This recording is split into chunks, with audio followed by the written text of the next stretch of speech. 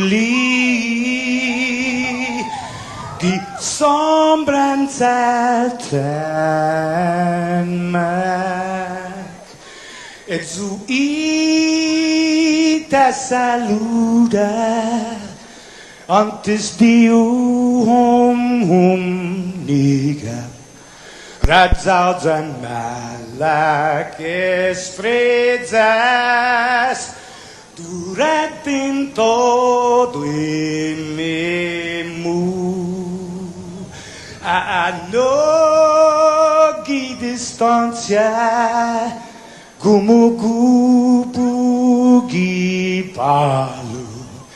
Zaniman malak guafi,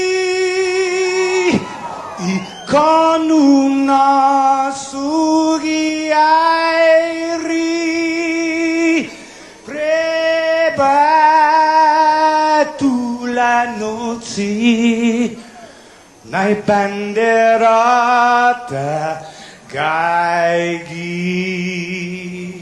pues atan fanny bandera, kau esta pagua pumalapa,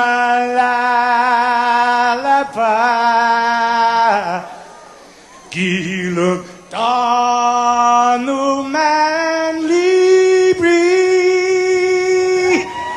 sentamiti man ko badi.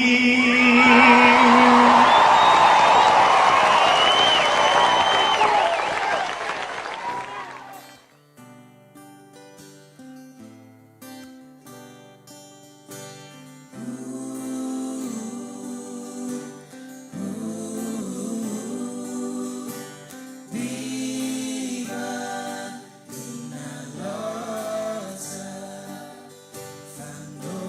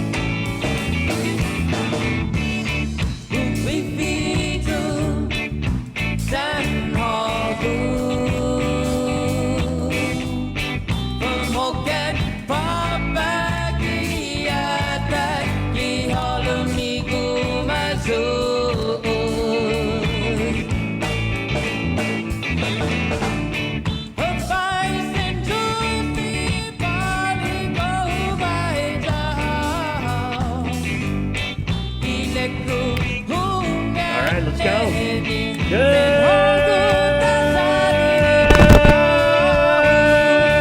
morning, Guam! Good morning, Guam. Good morning, everybody. Good morning, Sabrina. Good morning, Christopher. Good morning, Jason Solis. Good morning, you guys, and good morning, everybody out there watching on Facebook. Hello. Good morning, Joe, sir. Hey, good morning, KUAM TV 8. Good morning, football fans. Good morning, NFL. Good morning, NCAA. Well, good morning, kind of NCAA. Shout out to everybody in the Big Ten. They're meeting again. All those states in the Midwest. They might make football happen, but only if it can be safe. Right, Oh, good morning to OU. Oh, here Boomer. we go. What's up? Hey, we had a good morning, go Broncos. Mark Duenas on our Facebook Live feed. Mile high. Half a day, Las Vegas. Good morning, California. Half a day, and good morning to Paris Acres. Those guys up in Jigo. Good morning, Agapagumas. Good morning to Barragata Heights and Jonestown. All the rich kids. Good morning. Good morning, Woodstick. Good morning, Nisho. Nice. Good morning, Agate. Good morning, Malolo, where my cousin and my god sister just bought a house. Good morning, Tressa. Good morning to Killeen, Texas. Good morning, Bardstown, Kentucky. Oh, nice. And happy anniversary to Debbie. Love you, Debbie. Anybody? Good morning, Jotnya. Yeah. I want to say good morning, Molesto, to Auntie down there. I got pickled papaya from yesterday. Ooh. Also, good morning, Umatic. Good morning, Inalahan. Good morning to Providence, Rhode Island. Way out there, way East Coast. Good morning to our dear friend, Roberto Fracassini. Hey, good morning, and forget about it. Hey, Spaghetti. we got an international shout out right now. Good morning to Scotland. Good morning, California. Oh, Wow. nice. Hey, Scotland. Hey, good morning, Joey and Vanji, who are watching and listening to us while doing their morning routine, walking at Aston Memorial Park, all you rebels. oh, I got a good one right here. Good morning to everybody who paid $30 to watch Mulan, the live action version. You guys are hardcore. Wow. Is that about it? I think, Did we say Santa Rita? No, we didn't. Good man. morning, Santa Rita. Let's just go all the way down the line. Good morning, Epan. Good morning, Talafofo. Mangilau, good morning. Barragata. Okay, I thought we- Chalampago, good morning. I thought when you said go down the line, I was like, all right, we're going around Epan, and then Mingila. So I was like, oh, Good reverse. morning, Paluntat. No, I nice. love saying that. Paluntat. Good morning, Agania. Good morning, Agania Heights once again. And you know what? Good morning to White Lady Bridge. MTM in the house, good morning.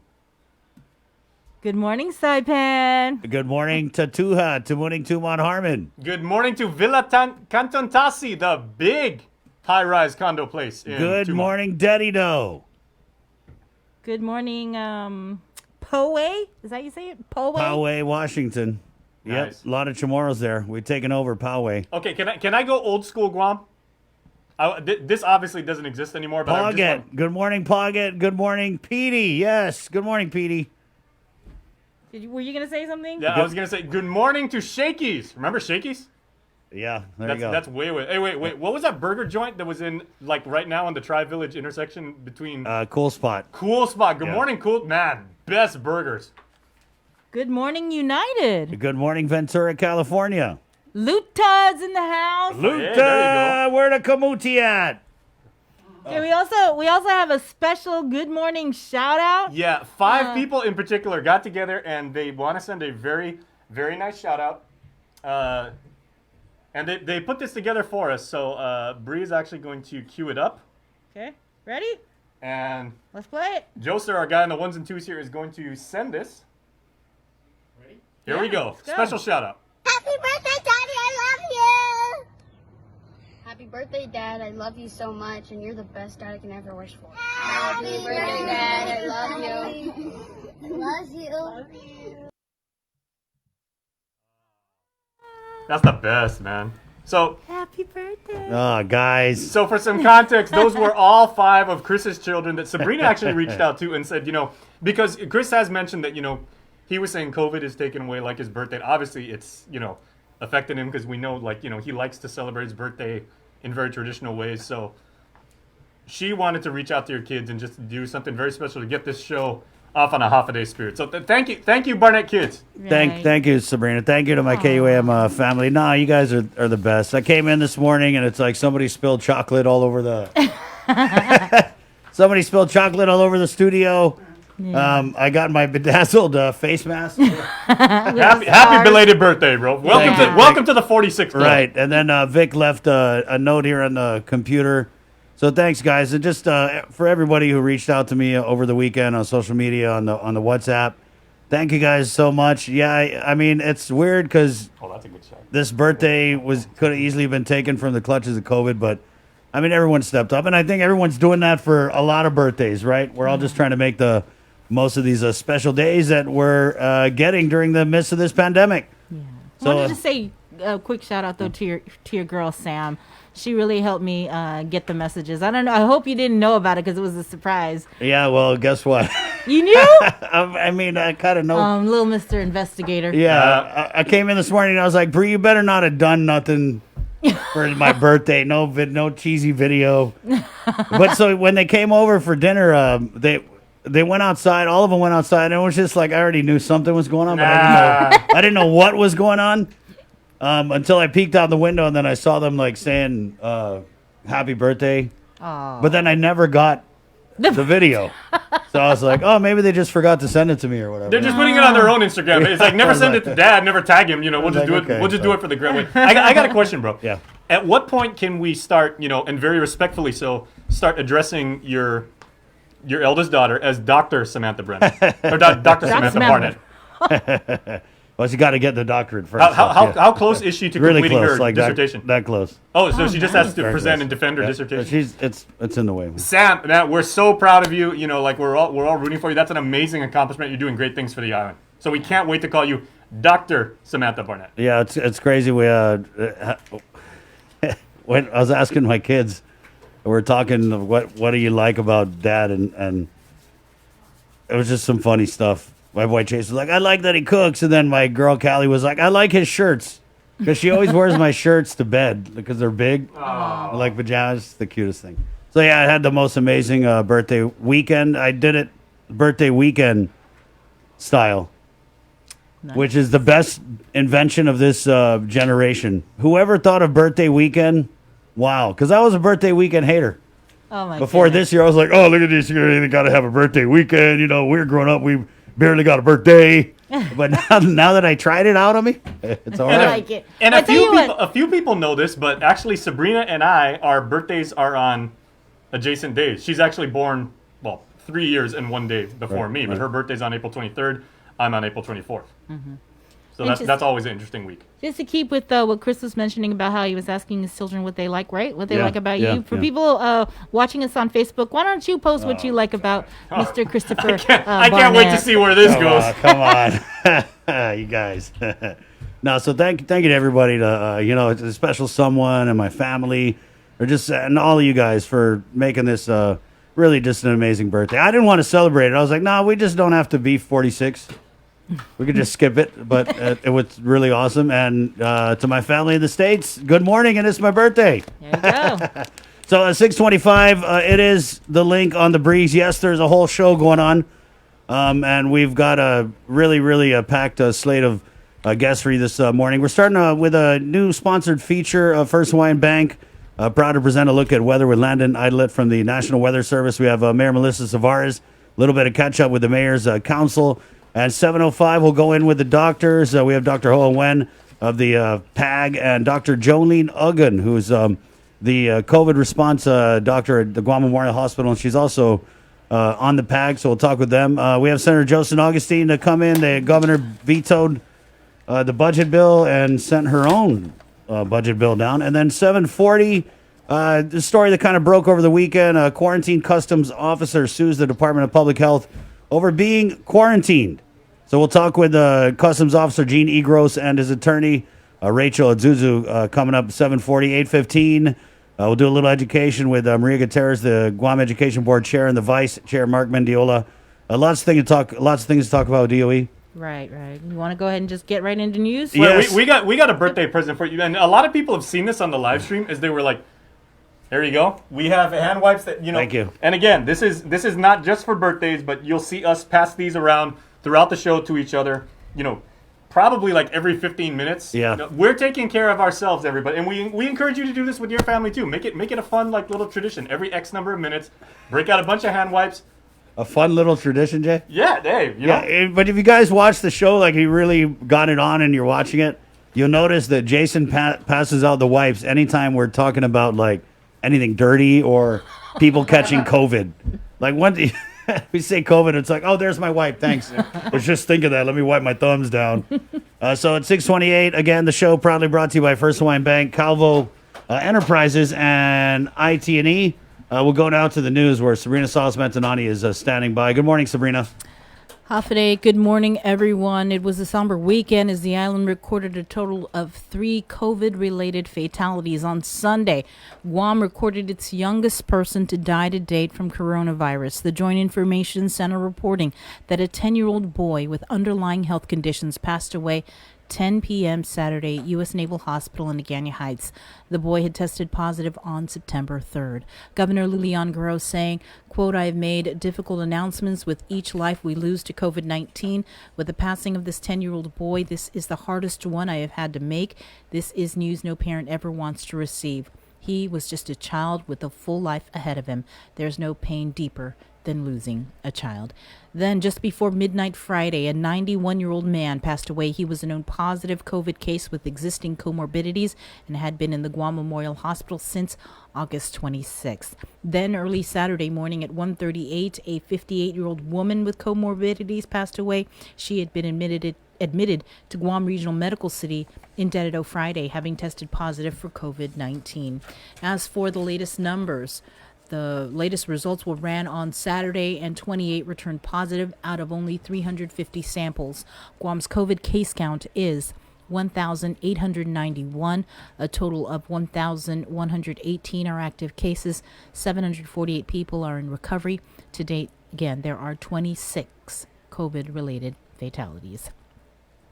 According to Joint Region Marianas, military construction projects will continue. Quote, Joint Region Marianas is committed to working with our government of Guam and public health partners to implement effective solutions for continued essential military construction progress while maintaining the best practices to protect the community and prevent the spread of COVID-19. That was a statement from JRM in response to Public Health's directive on Friday suspending all construction projects. The directive was ordered after a significant coronavirus cluster was identified at a construction workers' barracks. KUAM has learned up to 70 workers may have tested positive at the unidentified barracks. Additionally, the Joint Information Center confirmed that additional COVID cases were identified among employees of 2 other local construction companies. You may recall that during week 1 of the lockdown, the governor ordered local construction to cease. But by week 2 of the lockdown, she eased up and allowed the construction industry to continue. Public Health is now conducting a review of all operational plans and conducting site visits of construction workers' barracks to ensure protocols are being followed. Meanwhile, Naval Facilities Engineering Command, or NAVFAC Pacific, announced over the weekend that Pacific Rim Constructors, based out of Dededo, was awarded a $36 million contract for the construction of utilities and site improvements for the main and commercial gates facilities at Marine Corps Base Guam. The contract is funded by the government of Japan.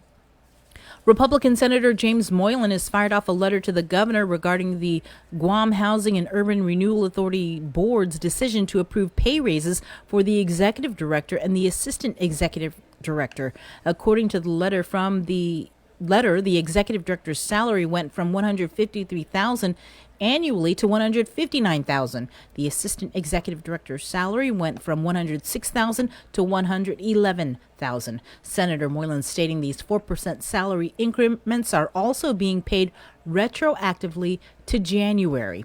Quote, while no one discounts the importance of evaluations, the reality is that we are living in a period of both health and economic crisis, that the last thing any government agency needs to be approving at this time are pay raises for their management. Senator Moylan adding that while we understand that GURA is federally funded and that the actions of the GURA board will not impact the general fund, the reality is that over 35,000 island residents in the private sector have either been furloughed or are experiencing reduced hours at work, and hundreds of local businesses are uncertain on when or even if they may be able to reopen their operations. That the optics of these actions are both unfair and dissolute. This further exacerbates the us versus them division that has emerged during this pandemic when it comes to the public and private sectors. And with more news, here's Jason Solis. Jason here, everybody. Half a day. Here's what's happening this morning. Public Health's gearing up for the eventual reopening of the economy by boosting capacity for contact tracing. In an oversight hearing Thursday, senators on the Health Committee got an update on the tracing during the current surge in positive cases. Administrator of the Bureau of Communicable Disease Control, Annette Uggan, says they've added more personnel from within the Department of Public Health and Social Services to aid the effort to fight coronavirus. Right now, this is helping us to catch up on that backlog where we've decreased from being 3 to 4 days behind to at least 2 to 3 days now. And so the staff continue to work on that to do the catch up for that big surge that no one could have anticipated that large number that we had last month. Now their goal is to get back to the CDC standard of responding within 24 hours. Uggan says that for any future surge, they're training employees from other GovGuam agencies to conduct their own tracing in coordination with public health as point. The expansion has gone beyond our department. And so with this continued effort, the capacity will be there and that the support is there so that it's not just internal to public health, but we have our other sister agencies also being trained up, having a designated 2 to 3 teams like GPA and Port Authority of Guam. They took that initiative and they helped us in the contact tracing. So that expansion is continuing. The Health Committee also held a confirmation hearing for Acting Public Health Director Art San Augustine, a longtime employee of the agency. The next fiscal year's budget bill has been vetoed by the governor, and she's calling the legislature into special session today to debate a substitute measure she's submitting. In the veto message, the governor wrote she rejected the bill because, quote, "I believe we can do better and we should try again." Lulian Guerrero's alternative measure increases revenues by $7 million, which was the difference between AdLoop's projection and the legislature's Office of Finance and Budgets. She said it would restore operational shortfalls for critical agencies like Public Health, DOC, Rev and Tax, and DOA. Senators need 10 votes to override. The veto budget bill passed by 13-2. Speaking of the governor, she made a plea for more immediate federal financial assistance during a hearing Friday before the House Financial Services Committee. She testified on the drastic impact of the pandemic on Guam's economy and that nearly half of private sector staffers are on some sort of federal unemployment assistance. To underscore the island's plight, Vice Chair of the committee, Guam Delegate Michael Sinicolas, asked about the impact on the all-important topic of bond obligations. Sharing the remainder of the hearing. All right. Providing revenues to our states and territories would be critical in order for us to make sure that their financial circumstances don't deteriorate and as such deteriorate their capacity for debt service and deteriorate their capacity to maintain their bond ratings. And so I wanted to open real quick with a question to all of our governors, to begin with my governor, Lulian Guerrero. If we don't provide additional funding for the states and territories, is there a risk that our bond ratings within our states and territories could deteriorate? Absolutely, there is that risk because we have to have the revenues to provide for the debt service. And so if we can get those assistants to sort of also reach us so that we can bring back our tourism, or even I think we should have some economic diversity, and we have to adapt and we have to innovate in terms of what economies can we use and how can we make sure that we are innovative enough to look at the resources that we can use. So it would definitely impact our credit rating because, of course, what is our capacity and ability to pay those debt service down? The hearing saw testimony from state and territorial governors on financial aid to support first responders, assist schools, and prevent layoffs. Now let's get back to the link.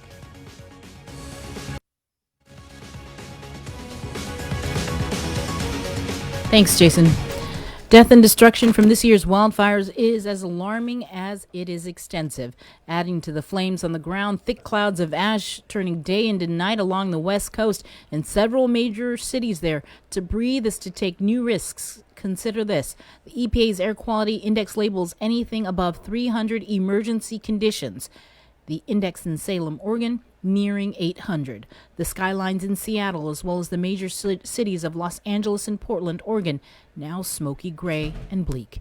Here's Dana Buckus. Unrelenting wildfires continue to wreak havoc on the West. This is insane. Leaving behind unimaginable destruction and a rising loss of life. This week alone, at least 19 people have died. 16-year-old Josiah Williams was one of them. Family's just so heartbroken. In Oregon, officials are bracing for a mass fatality incident. Fires there have wiped out more than 800,000 acres. And after only 5 days, this outbreak of fires in Washington state is the second worst in its history. Mandy McDonald is now homeless. Unfortunately, I went at the very exact moment to come around the corner to see my house falling to the ground completely in flames. Aaron Buck's home was in the path of the massive creek fire. We all know in the back of our minds up there, this could happen. His home is still standing, but more than 300 structures were lost. We've lost what we've lost. We have what we have left. We're gonna rebuild. This fire is one in a record-breaking fire season that's just getting started. More than 3 million acres have burned in California. Governor Gavin Newsom surveyed the catastrophic damage on Friday. This is a climate dam emergency. This is real. And it's happening. This is the perfect storm. Seattle, Los Angeles, and San Francisco's poor air quality is forcing many to stay inside this weekend. Oregon now has the worst air in the world. Fire crews are hoping this weekend's temporary cooler weather will give them a leg up in the firefight. We're all out here and ready to continue the fight as long as we should need to do that. Danya Backus, CBS News. Public Health Division of Environmental Health Processing Centers section, which issues health certificates, sanitary permits, and Guam-controlled substances registrations, will be open today. The center will continue to operate at its temporary site in Dededo. The hours of operation are 8 a.m. to 12 noon and 1 to 4, Monday through Friday. Applicants are requested to not congregate along the fence of the Guam Environmental Public Health Lab while waiting for the center to open. Only applicants will be permitted on the premises. Face masks are mandatory. GPA officially launched its two-way mobile SMS outage information system, Power Alerts, which is a mobile short messaging platform. GPA will use this to keep customers informed of any scheduled or unscheduled outages. It will also assist in fast-tracking reported outages. It will also enable GPA to respond quicker and more efficiently with the necessary resources. If your mobile number is connected to any active Power account, you are automatically enrolled in Power Alerts. If you want to confirm or update your mobile number, visit paygpa.com or contact customer service at 647-5787. And now let's bring in Landon Adelet from the National Weather Service with a look at your work week weather forecast. And it's all brought to you by First Hawaiian Bank. Good morning, Landon. Hey, good morning. How are you all doing? Doing pretty good. It's Monday. We're kind of curious what you have for us. As last Monday's weather cast was, I mean, you had all kinds of bells and whistles. So what are we looking at for the work week, Landon, and what else are you going to throw in there?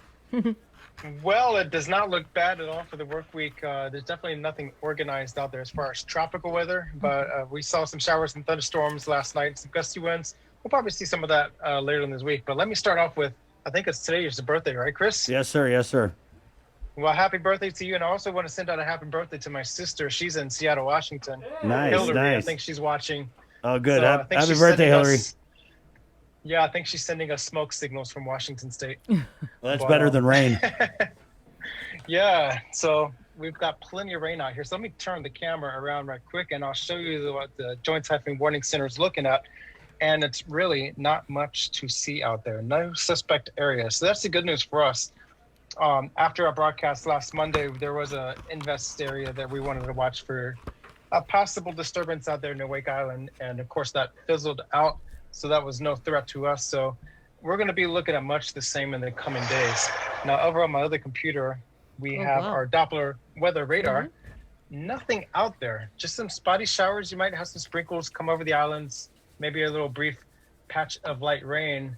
And that's what we're going to be looking at this morning, and about 10 knots of wind across the island. We're going to wide up our frame a little bit. There's some showers and thunderstorms over here. We're going to be seeing that move in later this morning into the afternoon hours. So we have isolated showers, minimal shower coverage this morning, but we're going to see those showers fill in late this morning and just the afternoon hours. It's going to be a little bit more moisture and probably some thunderstorms with that. There was a brief bit of lightning down here just southeast of Maritza early this morning with that cell. That has since dissipated. So this is going to be the theme for today. We're looking at the infrared satellite picture right now. That little burst of convection right there put off a couple lightning strikes right offshore of the island. But you can see once we widen up, this is all the deep convection coming up, the pinks, the yellows, the reds. That's where we're seeing that the vertical clouds, those tall clouds, cumulus. That's where the showers and the thunderstorms are. That's what a meteorologist wants to see, because we like that action. That's all going to be coming in. And we've had several messages to our Facebook page. Is there a storm coming? Is there a typhoon out there? Every time we get these gusty showers.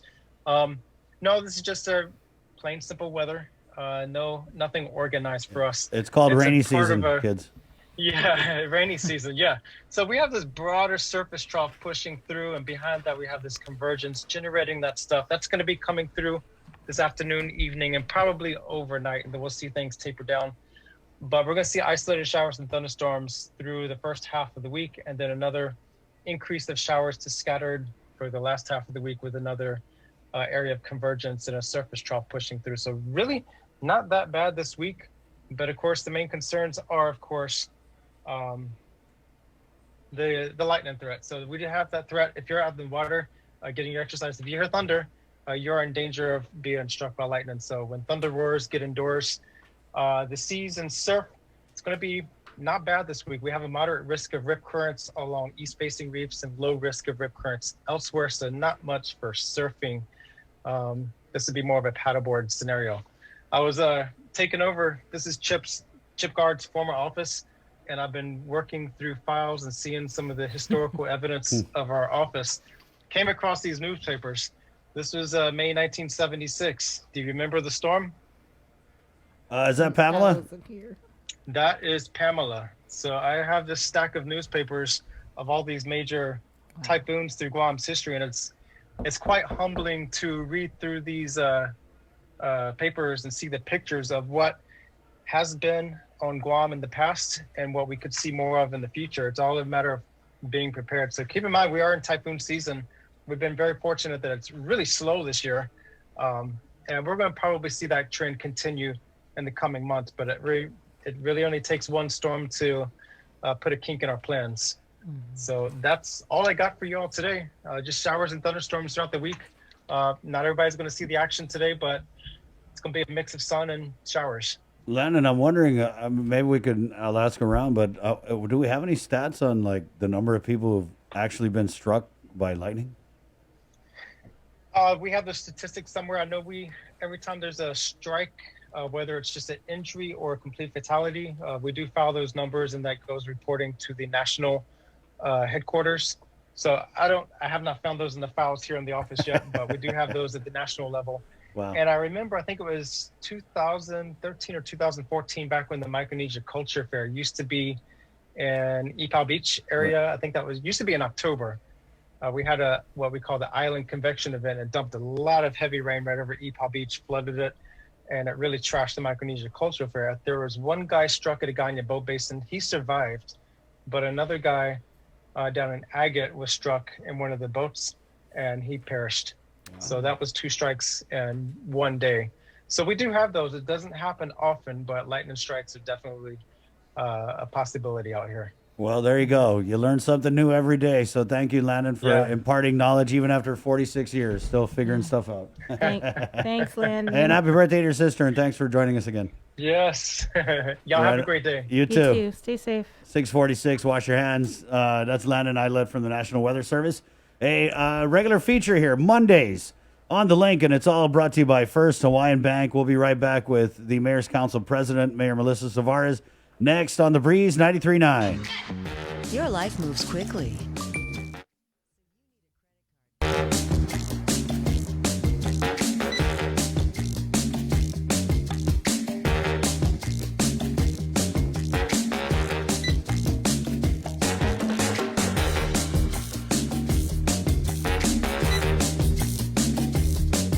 Your life moves quickly, so you need a card that keeps up with you.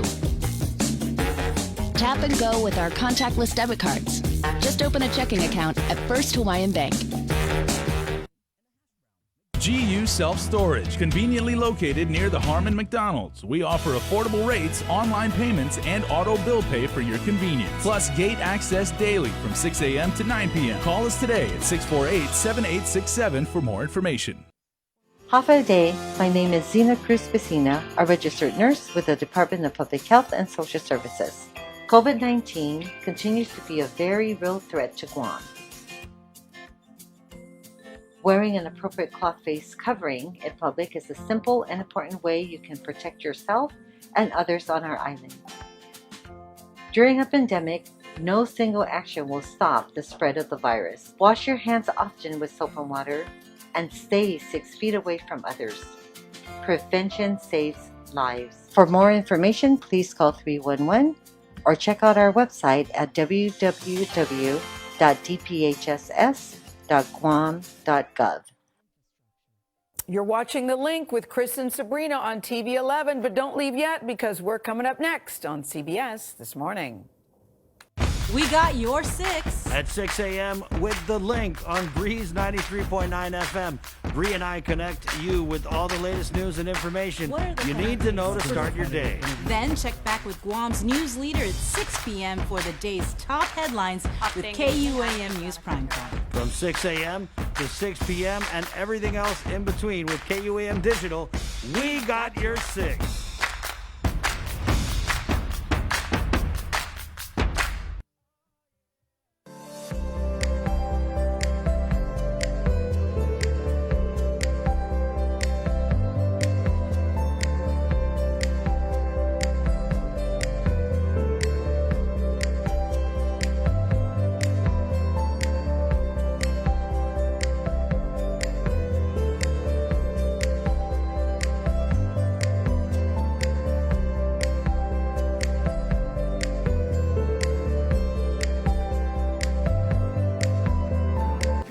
All right, and coming up later, let's kind of talk about this, something we're seeing over the weekend, the whole non-essential, essential purchases. We're not talking about businesses, we're talking about items within businesses that are open that are deemed non-essential and essential.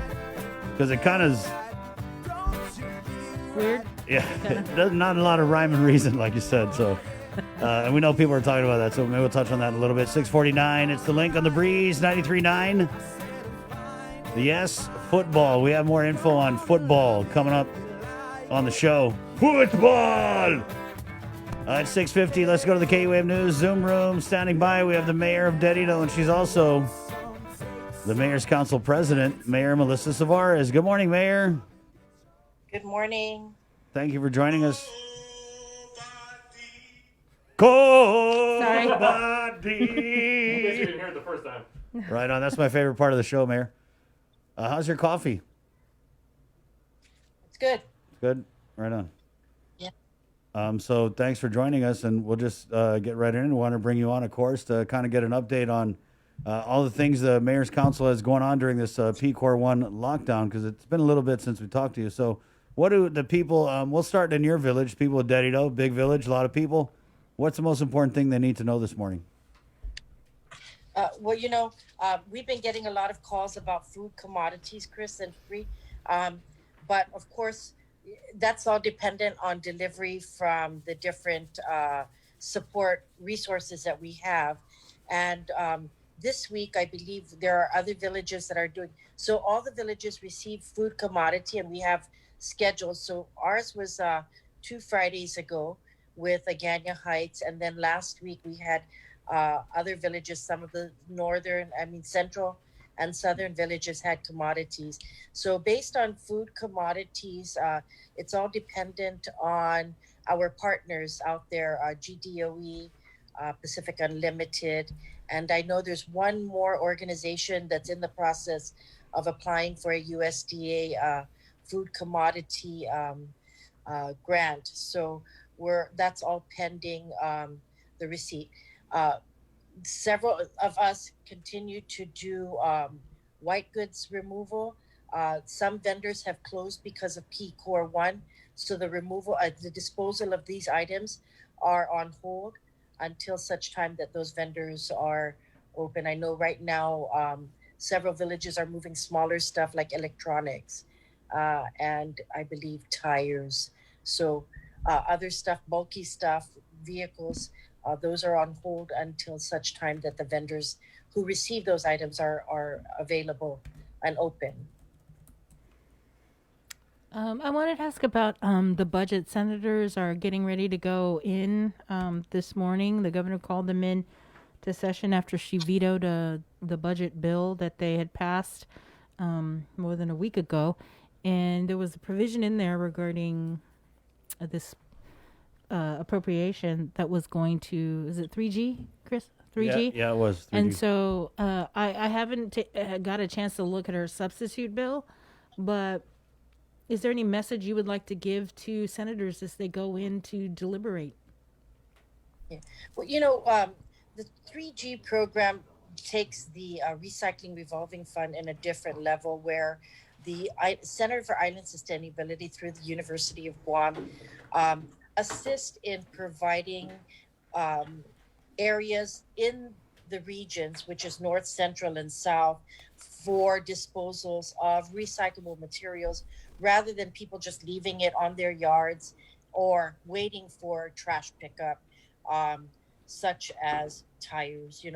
They provide what is it called, like tractors or disposal sites in the different regions, so that instead of mayors from the different villages collecting and then bringing all to one central or to several vendors who take these things through the 3G process, it would provide tractors, which are like, storage bins for the recyclers to come and actually get these things and then turn trash into marketing products. Paper can be used in different ways. They can be made, stuff can be made with the paper, or the paper, shredded paper, can be taken to either the pig and chicken farmers. So it takes these items and makes them marketable items or valued items in different aspects, in different ways where they can be turned into products that can be used in the community, or tires can be made into furniture or planters or trash receptacles. So it'll take us more into a central area of receiving stuff rather than just picking it up and taking it and having it baled and thrown, sent off island for disposal or for recycling in another place. It'll actually take these things, recyclables, and convert them into value-added products here on Guam. Well, that's an interesting perspective that you have, considering that a lot of your colleagues that we spoke with were vehemently opposed to this particular appropriation and money being taken from the recycling revolving fund. So, thanks for sharing your position, although different from your colleagues. Yeah. Sabrina and Chris, I want you guys to understand, we have sister city relationships, say in the Philippines, some in Japan, and we've seen how they've taken recyclable items, plastic bottles, tires, and why are we just seeing what our sister cities are doing? Why can't we do it here? And so that's why the concept of taking these recyclables, and rather than just being trash collectors and disposing them, we need to turn them into value-added products. So, let's do what our sister cities are doing, with the training. We can bring, there's many products. We saw, was it last year when they had the Island Sustainability Conference, where a machine took all these plastic bottles. And do we have enough plastic bottles on Guam? Yes, we do. We have so much that are being disposed. But this machine took plastic bottles and made, stuff that can be used in our communities. They made benches. They made car stoppers, parking lot stoppers. Why are we buying new stuff when we can melt down our plastic bottles, and we had people from CNMI. What are they doing? They're just stockpiling these things as well, throwing it in the landfill. Take these things out of the landfill and let's collectively put all these things together and get an investor who has the machine to come to Guam. They talked about having it cost roughly about, to bring this and setting it up here, roughly over $800,000. But how much does it cost us to ship these things off, and how much are we getting from it? Do we have enough money? I mean, can we collectively, between CNMI and our region and Guam, collect these plastic bottles here on Guam, melt them down and make products rather than us shipping products such as these things from off island in? Right on, Mayor. And I've seen that chair you have in your office with the tires, the one that was made out of the tires from, I think, the PI, right? Yeah. Yeah. Yeah, and like I said, several years ago, I brought those in. It cost me more to bring it in than it actually cost me for the chair. Wow. But my concept was we can start with the tires. We have so much tires out here. Last year during dengue, we collected over 3,000 tires just on Swamp Road. But all those tires, we can start a new cottage industry. We have people who have no skills, But if I even offered, I'll bring the guy from my sister's city relationship from Guimaras here to Guam. It's going to take him 3 to 4 months to train our people. But, that wasn't the priority for the agencies at the time, collectively. But, let's train the trainer. I have a resident here up in the Machananao area. She actually collects tires. She makes planters. She makes trash receptacles. You just put the bags over it, and it's planters. She had a little table, outdoor table. So the weather, it's not going to hurt these items when they're out in the patio or out in the yard. And of course, as heavy as they are, they won't fly during windy days. Mayor, let's switch gears a little bit and talk about the COVID in Dedido specifically. What's the status on COVID? Are you getting the numbers you need? Are you thinking you need another mass testing? What are people saying in the village? Yeah. Well, it's, of course, we over the weekend, I've gotten calls that, there's people gathering in certain areas. And so we work together with our different partners. Some residents have called the Dedido precinct. And, I went to 2 different residences this weekend to kind of like remind them that we're in PCOR 1 and gatherings are not allowed. If it's just people that live in the household, that's fine. But when you have more than 50 people gathered, I mean, even PCOR 1 is saying no more than just who's in the family, who lives in the household. And we see that we've heard in several weeks ago that it was through funeral gatherings, family rosaries, and I see that I know we have deaths, and people want to support each other, especially their family members. But we also need to be very, very careful with spreading the virus and we don't know who has it. Sometimes we haven't been tested. I mean, I've been tested 3 different times, but we just got to be careful. I have one staff who was exposed at a family funeral, a rosary, and he's been cleared to come back to work. But we always say be very, very careful, especially because, we still make contact with our seniors that are participants in our senior centers. We have Dedido and Estumbo, and, for those that ride the bus, my staff is delivering their meals to their doors. And then we have those that drive up and pick up their meals on a daily basis. So, the less contact we have with others that would maybe be a risk for us is better, because we have we are still delivering our meals. All 12 senior centers and adult daycare and dementia are still delivering their meals to their senior participants. So, we've been working since the closure to make sure that our seniors continue to get their meals. Mayor, do you know anything about any of the recent COVID-19 related fatalities that we've had? Anybody from your village? Anything else you can tell us?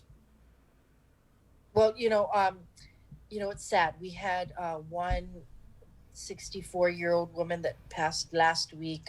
She was a teacher at one of our middle schools in the village, and that's very sad for our school community. She just retired last year, so the school community in that sense is mourning her loss. Mayor Frankie Salas' daughter was also a resident of our village, and she left behind two very young children. And we know there's more out there that are still positive. We're just so sad. And yesterday to hear the news about the 10-year-old boy, child, no parent, what more a community wants to hear about a death of a very young member of our community. So we just continue to pray that this outbreak stops very soon, so that we see parents teaching their children. The communities come together. The schools continue to pass out the grab and learn packets. Students are doing classes online. So it's very different way of communicating with each other nowadays. But our offices continue to be open for those reapplying, renewing their public assistance programs. Some are food stamps, some are through GURA. We take the calls, and all of us, all mayors, 19 villages, take the calls as residents need those documents, and then email it to the respective agencies or the residents as well. So, we continue to work and support the needs of our community. Mayor, is your office assisting with the grab and go, the Friday meal pickups at the schools? What we did is the schools, because all the schools have the meal pickups. And so several of the schools had, they didn't have too many families that came to pick up meals. But what we did is they did call us, and we took meal that were left over. We took to housing areas. My staff took some to Pacific Gardens, honked the horn in the parking lot, and people came out. Because of course, practicing social distancing, families came out and got commodities that were coming from the schools. We went to Swamp Road and Nevermind Road as well. One school actually told us that they were going to go to two of the GURA housings that were not near any of the schools, so that they can what we do is we honk the horn, and families come out, and we just pass out those commodities. Are you seeing more and more people? We're in this second surge. I think we're going into 1 month now into this lockdown. Businesses, yes. We keep hearing about businesses that are shutting down, people without jobs, and as you said, you guys are still delivering food. Are you seeing more and more people hurting out there? What we've done is we actually see more people actually asking where else can they go to get food commodities. And what has happened is we actually tell them to either call Catholic Social Services or Salvation Army.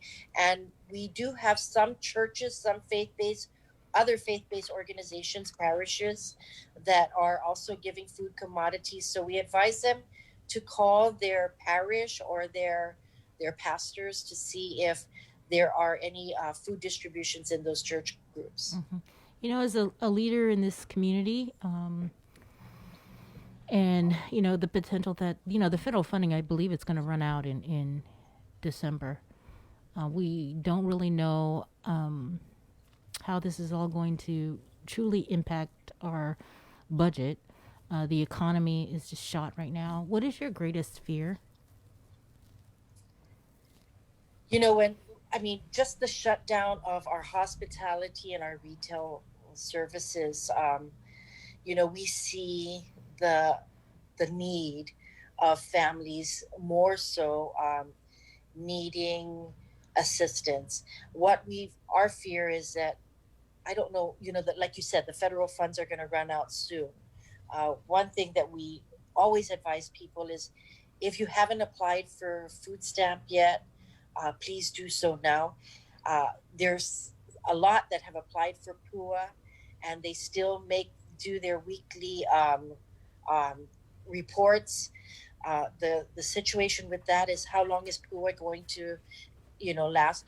Some of them are getting $600 a month now, or a week now, and they're saying they're paying their financial obligations, their rent, their mortgage, their utilities, but there's still other obligations that are needed to meet. They need to meet.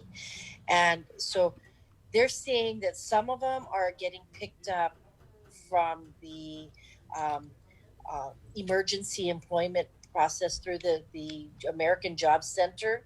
They're being placed for temporary placement to assist at public health, assist at, I have 6, but they're not there now, right now during PCOR 1, but they're being picked up for temporary placement. Our concern is when the businesses actually close and never open again after the pandemic is lifted, where will these people go? Because their company, the stores, the business, the hotel that they were working in is no longer going to be there for employment. So Mayor, there's a kind of thought. I feel like there's this thought among our elected leaders that people are okay because they got the PUA, and I beg to differ, and I'm going to ask you, do you think that we need to do another aid program with that CARES Act money? Yeah, people are not going to be okay because, like I said, the places that they were working at, they were employed at, are closed down and will not open. Well, it's sobering. Thank you, Mayor. In closing, you had a message for your residents, the people of Guam? Well, we just continue to be safe, social distance, wear a mask every time you leave your home. That's very, very important. Limit your travel, where you go, what you do, and who you may come in contact with.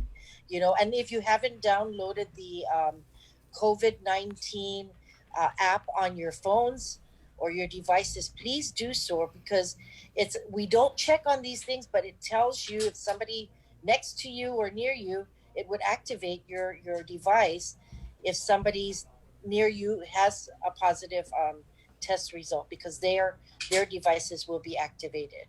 So please, let's do everything that we can to help not just ourselves, but our communities.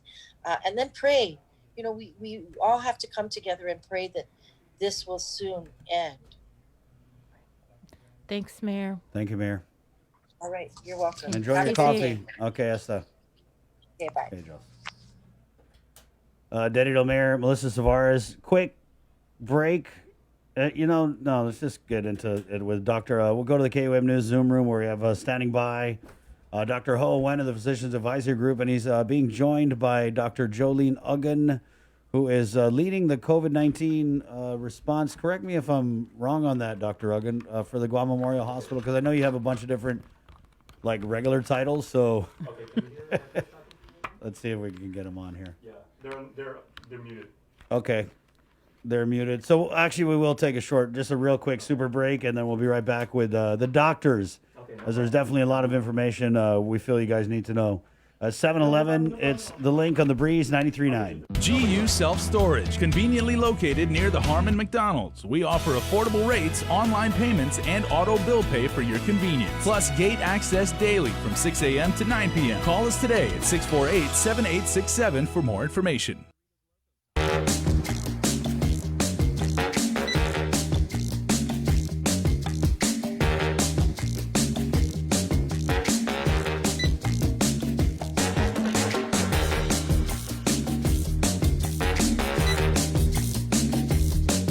Your life moves quickly, so you need a card that keeps up with you.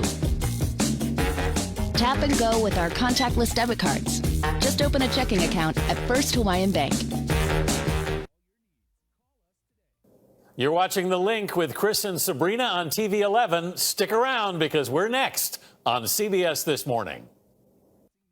We got your 6. At 6 a.m. with The Link on Breeze 93.9 FM.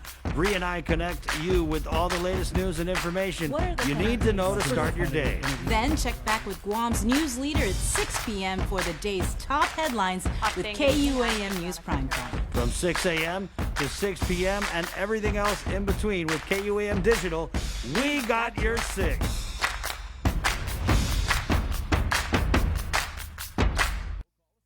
Hafa Day, my name is Zena Cruz Vecina, a registered nurse with the Department of Public Health and Social Services. COVID-19 continues to be a very real threat to Guam. Wearing an appropriate cloth face covering in public is a simple and important way you can protect yourself and others on our island. During a pandemic, no single action will stop the spread of the virus. Wash your hands often with soap and water, and stay 6 feet away from others. Prevention saves lives. For more information, please call 311 or check out our website at www.dphss.guam.gov.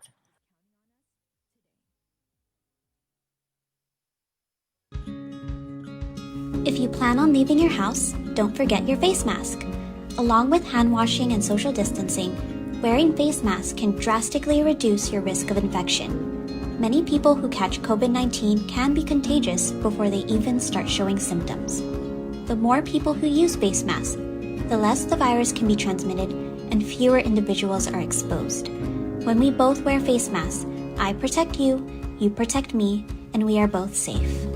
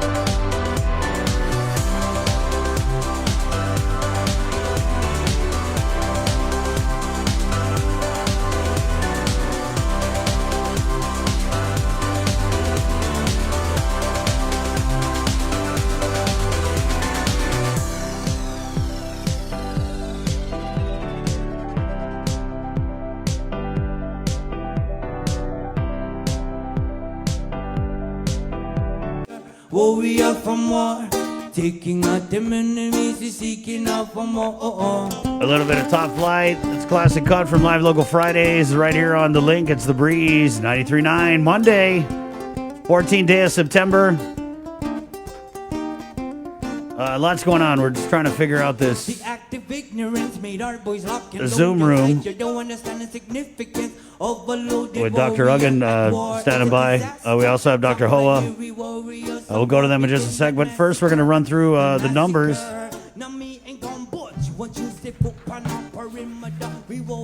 With Sabrina Salas Mantonati. Good morning, Sabrina. Half a day, everybody. As we mentioned at the beginning of the show, it was a very sad weekend as the island recorded a total of 3 COVID-related fatalities. Sunday, Guam recorded its youngest person to die from coronavirus. The Joint Information Center reported that a 10-year-old boy with underlying health conditions passed away 10 p.m. Saturday at U.S. Naval Hospital in Agana Heights.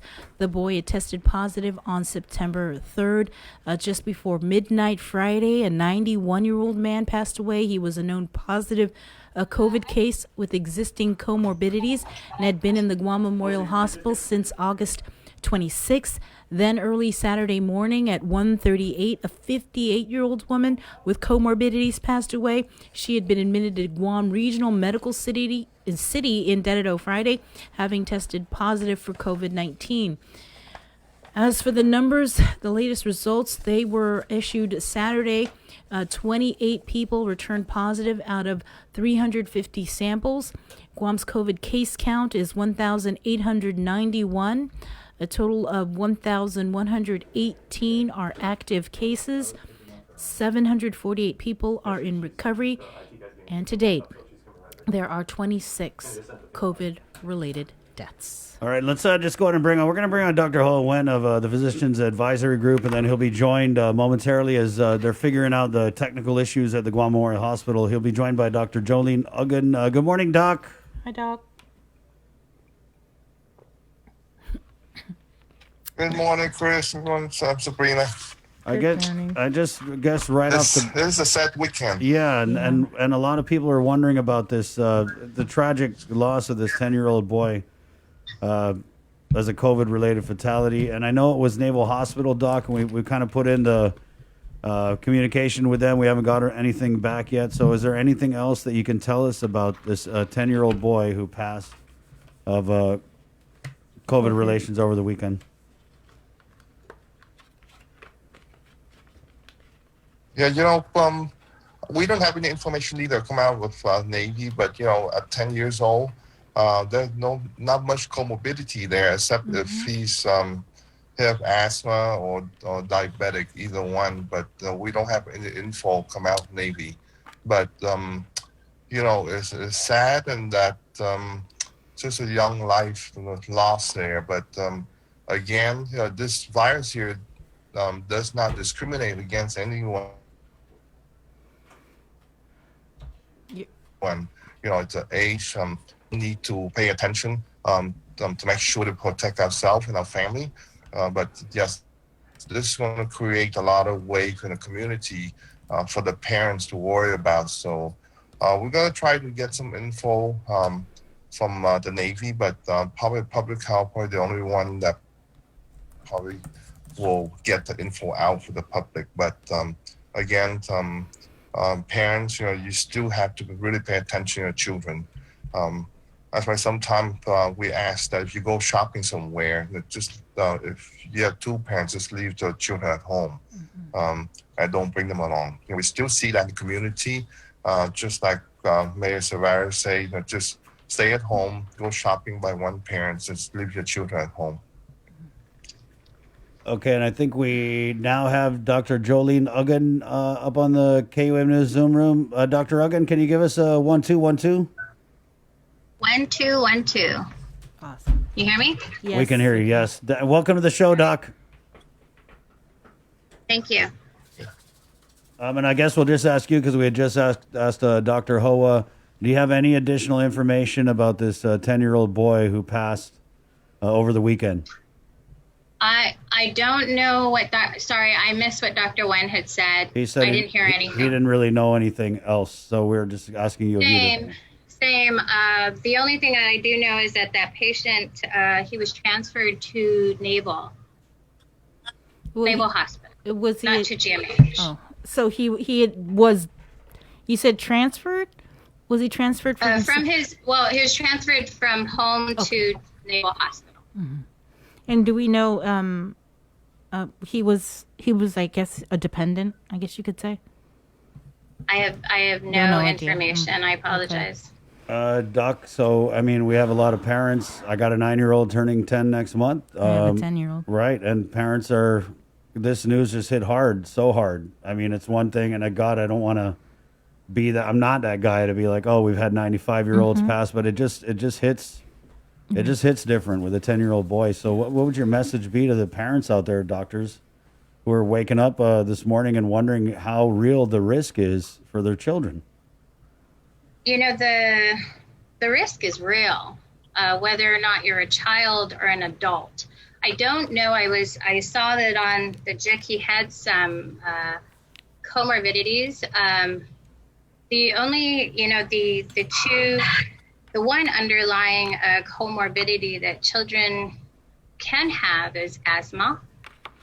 So if he had asthma, it could exacerbate his asthma. Asthma alone, without any underlying infection, when they go into exacerbations, is dangerous by itself.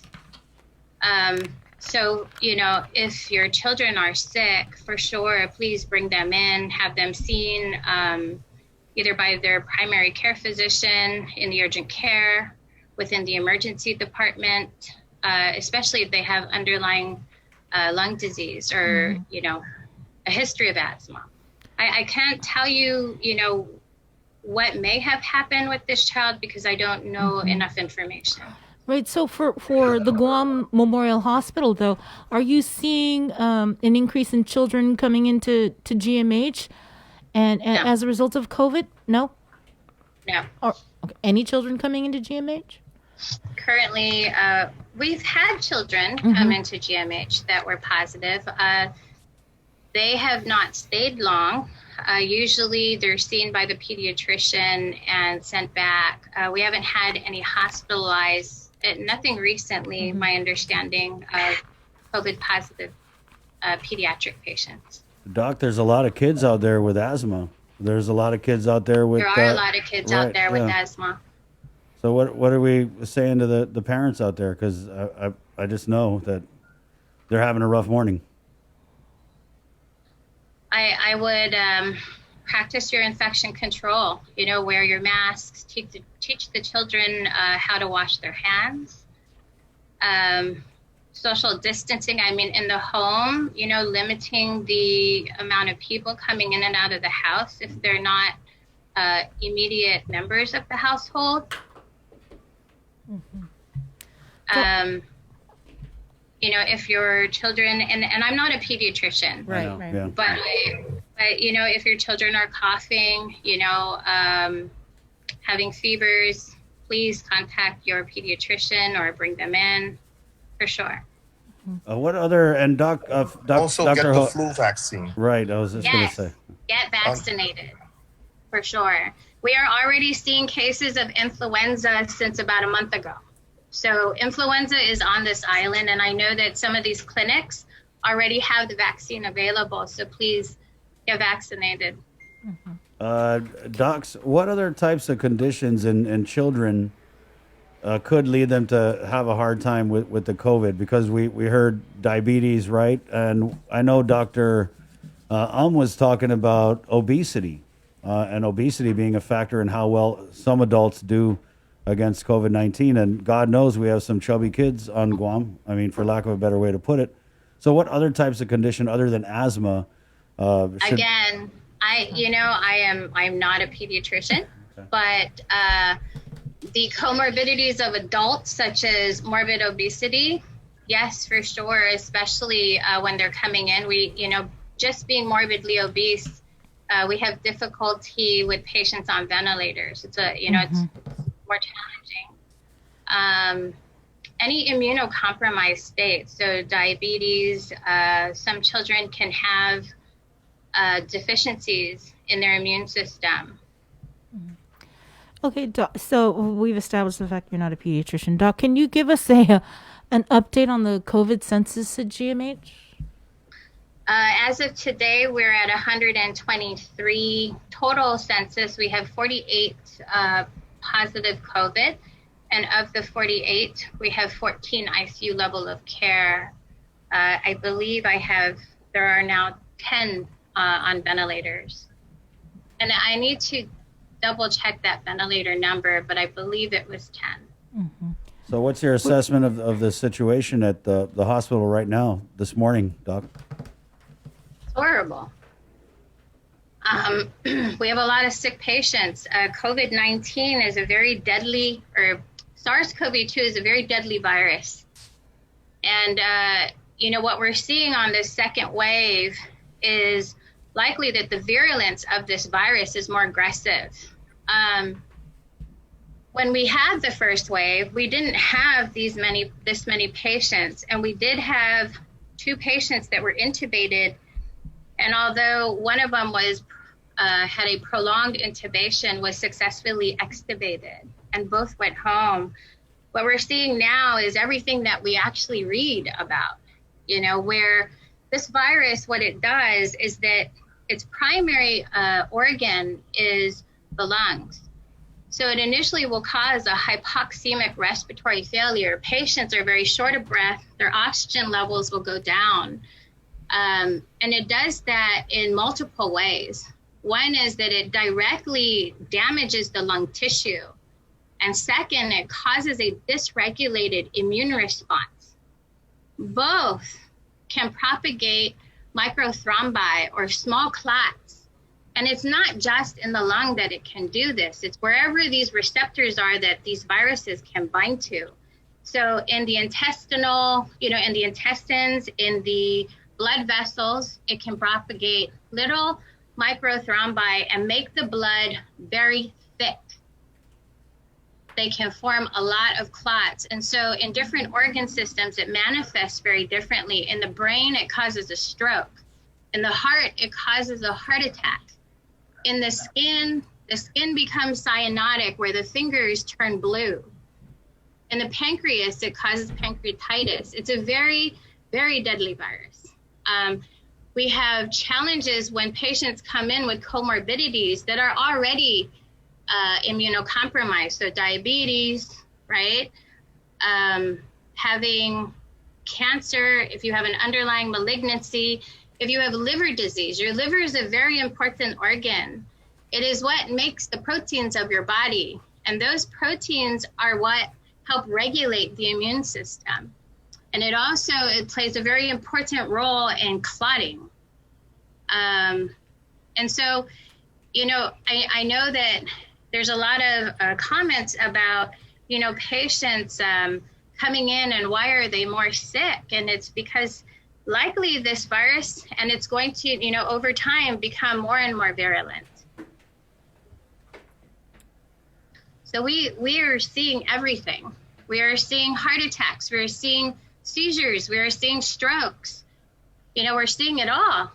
And then when they're vented for prolonged periods, that by itself, without COVID, causes other issues, nosocomial infections, having a secondary pneumonia on top of that, secondary to multi-drug resistant bacteria, that makes it even more challenging to manage these patients. They can go into multi-end organ dysfunction where the kidneys fail, the lungs are absolutely failed, the heart cannot sustain the blood pressure anymore. Very complicated. Yeah, Doc, I'm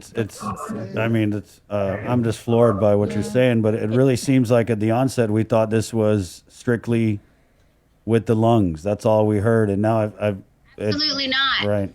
Absolutely not. It is not just with the lungs. This virus will affect all systems. We've known that. We've just been fortunate in the first wave not to have everybody go through this, but there are multiple patients that were admitted during that first wave that did have multi-system organ failure that we supported, for sure. What we're seeing now is a more aggressive, virulence. I mean, even in the community, people with no medical history, triathletes, down for days. Doc, there are people out there that are kind of, that may be sick, because it's often been said, we already have a sick population, and people may be scared, like, they're sick, but they just don't want to go to the hospital, or people don't want to go do their checkups.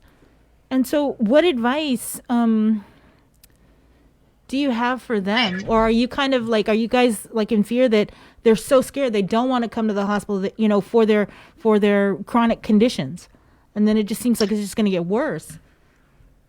I think that there are multiple reasons.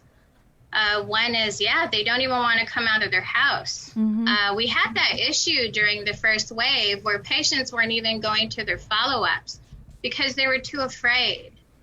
And then what happened as the first wave had become better controlled, we had less inpatient admissions, we started to see an influx of non-COVID, very sick patients.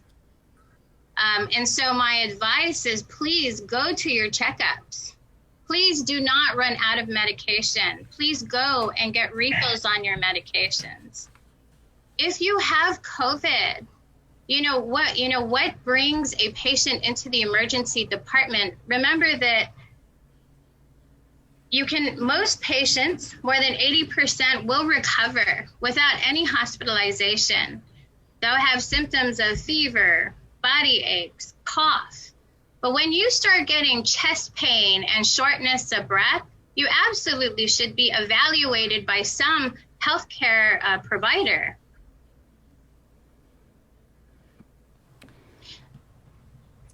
Doc, in discussions we've had. Dr. Linda Agon is correct. All patients need to follow their primary care. We don't want to have another wave after the COVID patient recover, because the non-COVID patient as is important. We don't want to get hit after we recover from this second wave. We don't want to get hit by another wave by non-COVID patients. So we encourage everyone to follow their primary care to get their chronic disease under control. Mm-hmm. I think that for us, without COVID, we've always seen an influx of inpatient admissions for influenza, its complications. And so, we are definitely within the flu season. And so it's not just COVID. We have in the history of influenza have had deaths.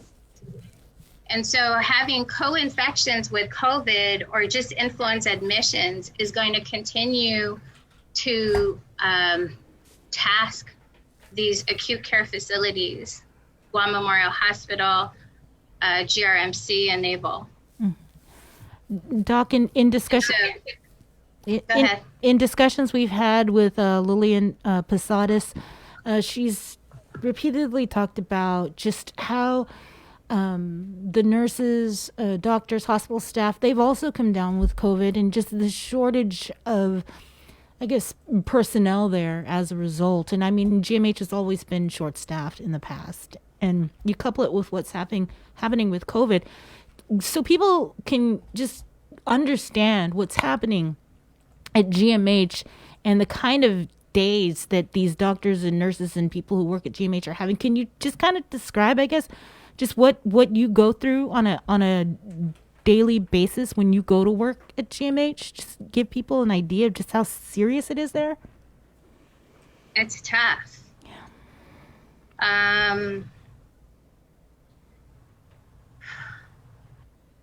I've never seen this hospital in this condition.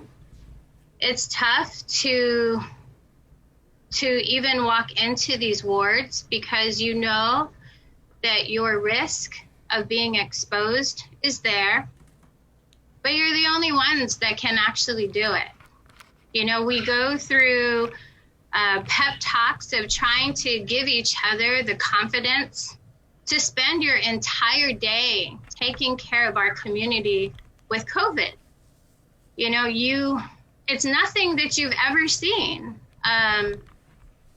We have everybody in full PPE, personal protective equipment. We are working hard to improve the bedside the aggressiveness of the bedside management to take away some of the responsibilities that our nurses have. Because I tell you, in the first wave, it was all about really limiting coming into the room. And so our poor nurses really had very large responsibilities. They did everything. They all, and what we found out is that, with this influx and the lungs being affected the way they are, our bedside management needs a multidisciplinary team, which we are building and have been building. We have physical therapists. We now have the medics. We have our couriers. We have our respiratory therapists going to the bedsides to assist our patients in awake proning. So it's one thing to say, you need to turn, you need to prone, you need to face down, you need to turn on your side, you need to stay off your back. And any of the patients that have been admitted to GMH or are still at GMH, they hear this resonating left and right. That is the goal, prone, prone, prone, because these lungs, what happens is it's like the lungs are surrounded by jello. So you have CPAP masks trying to push positive pressure towards those lungs, or high flow nasal cannulas trying to, oxygenate these lungs that the small airways are collapsed. So if you're on your back the entire time, you have continued collapse of the airways. And so, the idea is that getting them off their back, having them face forward or turn on their sides will allow the lungs to open up again. I mean, just that effort. And I tell you, when you tell them to turn, they're not going to turn. You need to help them turn. You can put as many signs up there, but really they need to be assisted. And that takes personnel. And this is what, we put on our nursing staff. So I tell you, the patients are much sicker. They require more at the bedside. And by the time the staff, respiratory therapists, everybody, the physicians walk out, they're done. They're exhausted. We have personnel that are on overtime, excessive overtime. Our docs, they're down. They're down to get down. They're down to help. We have to go and force them to come off shift to take a break. It's absolutely exhausting. And they, who wouldn't be afraid? None of us have signed up to take this risk, every single day. But that's what we face. Saturday was my first day with my children. I have family that are high risk. I deploy to get this done. It is a Monday through Sunday, 24/7 operation, and that's what we do. Doc, when we made the ask to DOD and we got this team of these nurses and these intensivists and the acute care doctors on, I remember the thinking was, right, that they were going to save the day. But that hasn't happened because of, what you're saying. And we have some very, very sick people. We have incredibly sick people for a good 7-day stretch. All you heard was code blues. People sitting up. Are you doing better? How's your breathing today? Thumbs up. Doing well. 3 hours later, code blue. Code blue, intubated. How do you plan for that? Clinically, they are responding. Their oxygen level, their requirements are getting better. And then they turn. And then they're seizing. That's what we faced. And let me tell you, there was one intensivist, who just started his full shift on Saturday.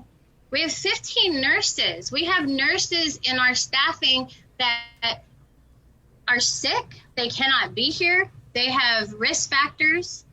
They're burnt out. 15 nurses. We have 123 census. It's not enough. It's, the fact that the EMAT came in, I tell you, I'm so thankful that the governor, the surgeon cell, that GMH, Homeland Security, everybody pulled together to get this team in. But we didn't anticipate that our own staff were going to get sick, you know? How do you plan for that? I tell you, if that didn't happen, yeah, this would definitely be extra help. Where we were in March and where we are now are very different. Our census at that time was in the 70s. Just a few days ago, we were at 146. Those are normal hospital numbers. And at that number, we're already stretching our staff. We're pulling case managers off the floor. Everybody that's not at the bedside, we pull. Everybody has to work. Mm-hmm. Everybody gets pulled. Doc, the 123 you mentioned, is that including non-COVID?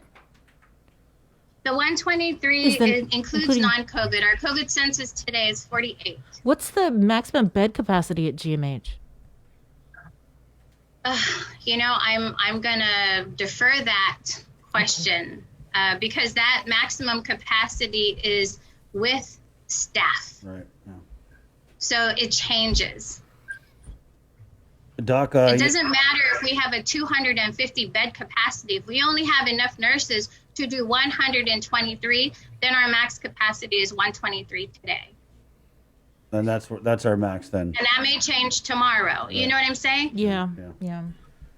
Doc, I interviewed a nurse, Paula, with I know she was talking about the use of technology and getting a lot of these COVID patients, the laptops and the things that they need to communicate with their family members. So that being said, I wanted to ask from a patient management point of view, when you have these very sick patients in the hospital going on these tabs and, I don't know if they read the news about people that may be in the room next to them dying from this virus. What's it like to kind of manage those feelings and those thoughts and those very real fears that patients at the hospital have? I'm sorry. Can you repeat that? So you know how we've got these COVID positive patients in there with the tabs and the technology. When they read about these COVID-19 deaths happening in the hospital, what's it like to manage the concerns and the fears that they have? Are they in a position to vocalize those things to you guys? And what's the response that you give? So everybody, all of these patients have fears of dying.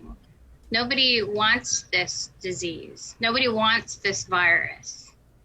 And it's the staff, talking about, it's really about keeping them informed, letting them know how they're doing, and being very honest about when they're not doing well, anticipating what the next step is so that it's not a surprise. They come in and have been here since August 25th, and 7 days later, their lungs start to take a hit. And just educating them of what the next steps are. They don't ask about dying. They just want to know how they're doing. They want to be informed as much as possible. The challenge of, and this is a system that we're still trying to improve on, is the communication with the family. This is so hard, right? Part of healing is having family at your side. You can't do that here. Being informed, having them there as you try to recover. It's so awful that we can't do that, because that's who we are. That's anywhere, right? Dr. I wanted to follow up on the DoD medical team, and I know, Dr. Hoa, you've talked about this in the past, about the medical team and how they're only here for 30 days. And GMH, as you said, no one would have anticipated that our own people at GMH would be getting sick.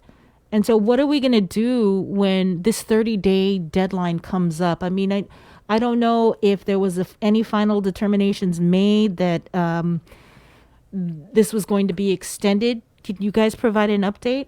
And maybe even what is the plan going forward when these DoD deployed people go home?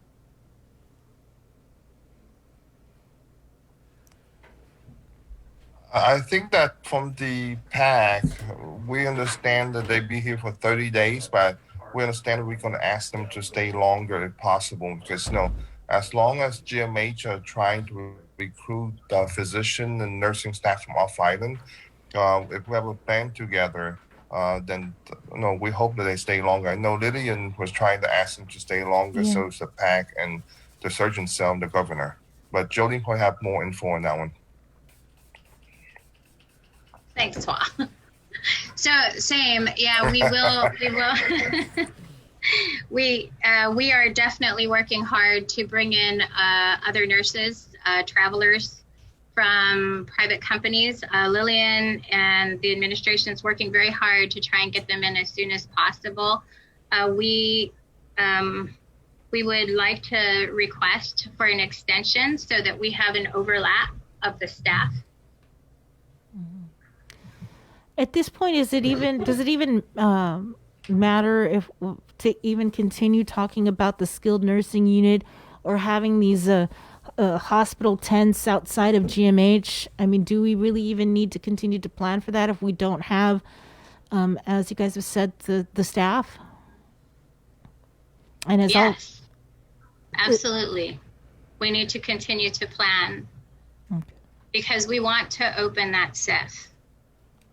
We want to have more resources. It's better to overplan than to underplan. We don't know, what's going to happen. We don't have a crystal ball to predict what's going to happen in a week. We don't know if these guys are going to get influenza and COVID positive and walk in our doors. So please, overplan. I'm asking to overplan.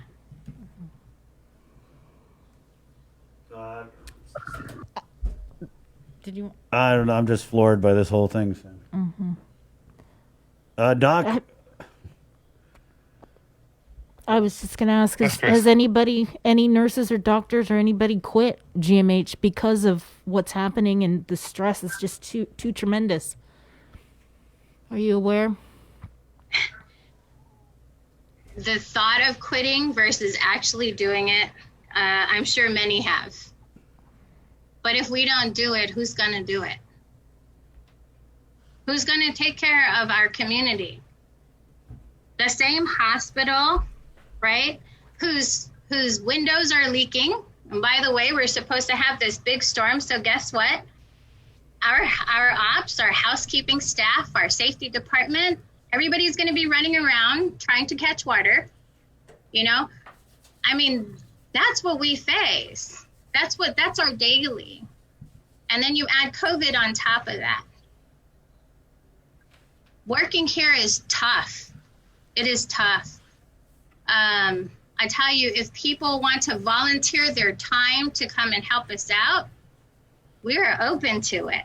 Physicians, nurses, anybody who wants to help us, we are absolutely open to it because it's so easy to criticize when you're not in it.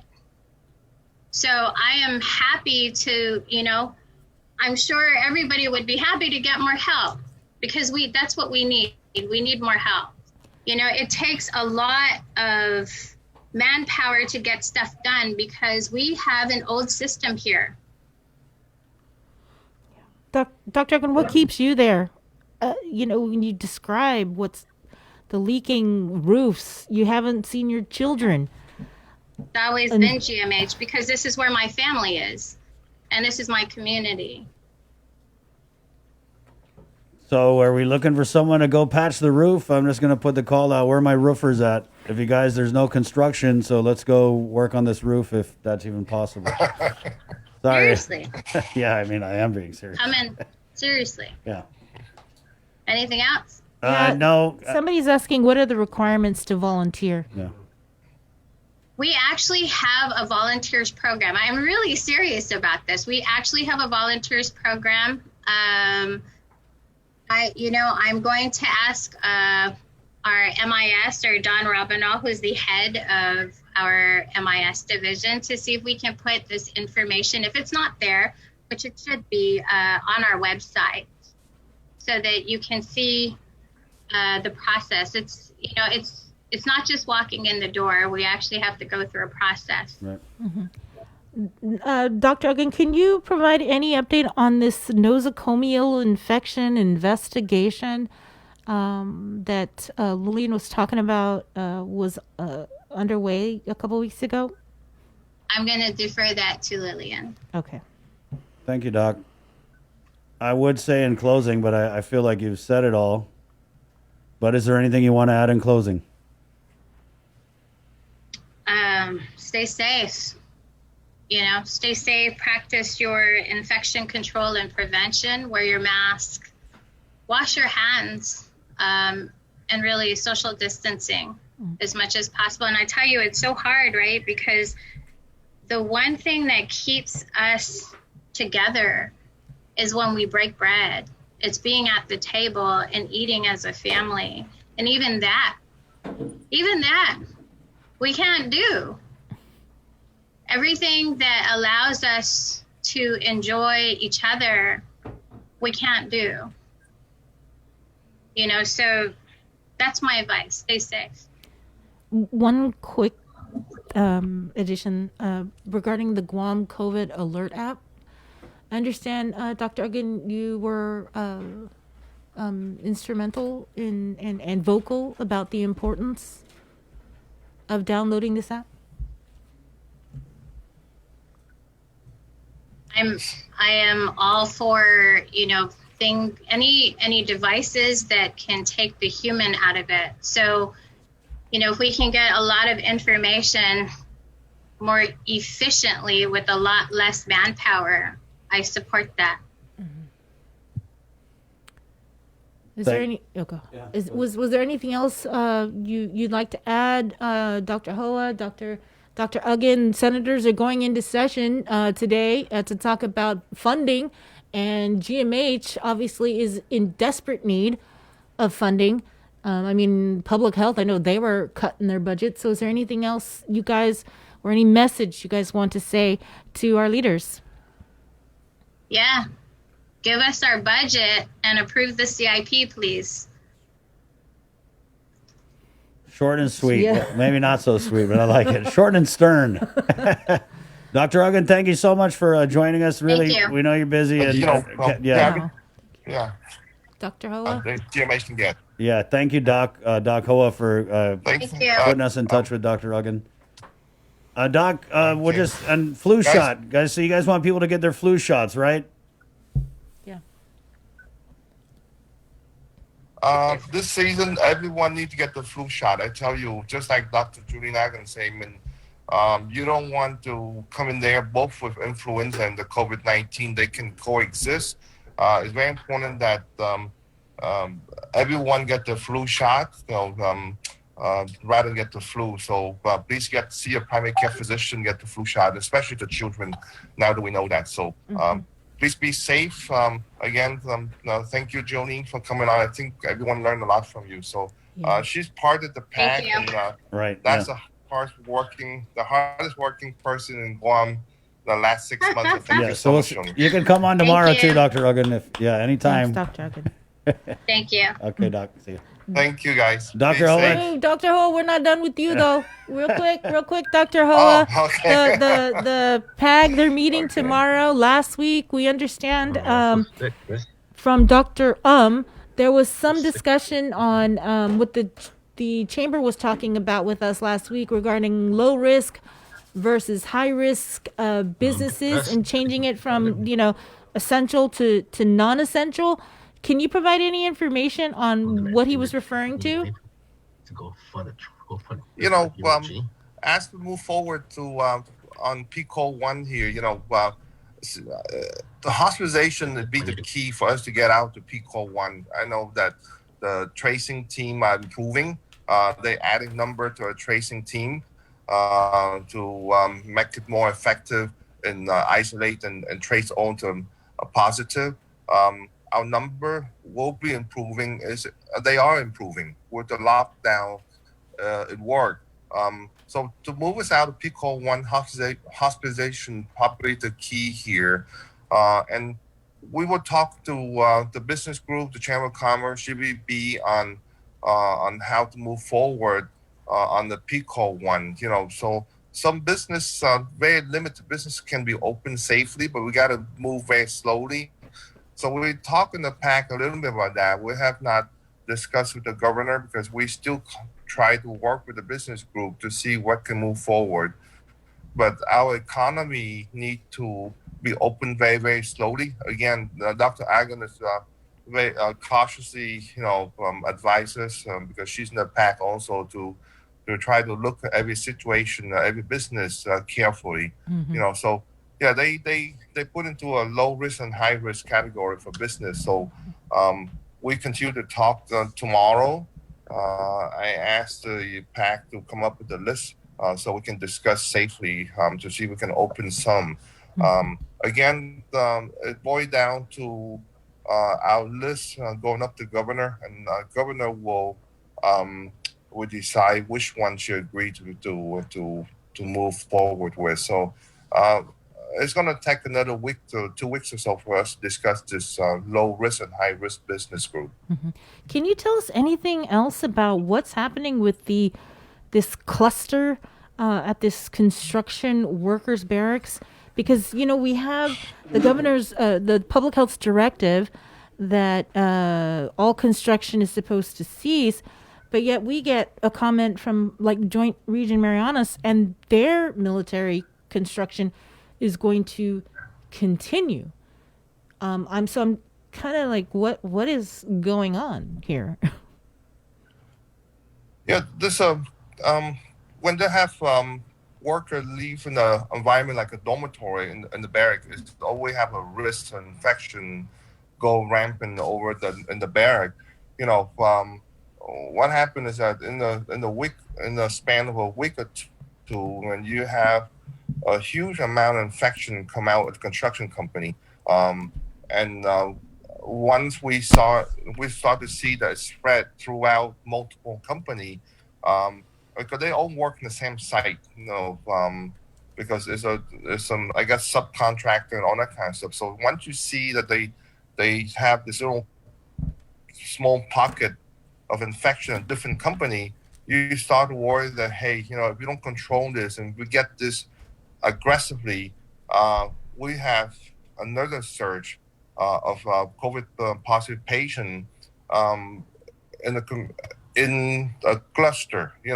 I know that they are in the barrack, they're in the dormitory, but again, some of the small company have people in the local community that live in our community.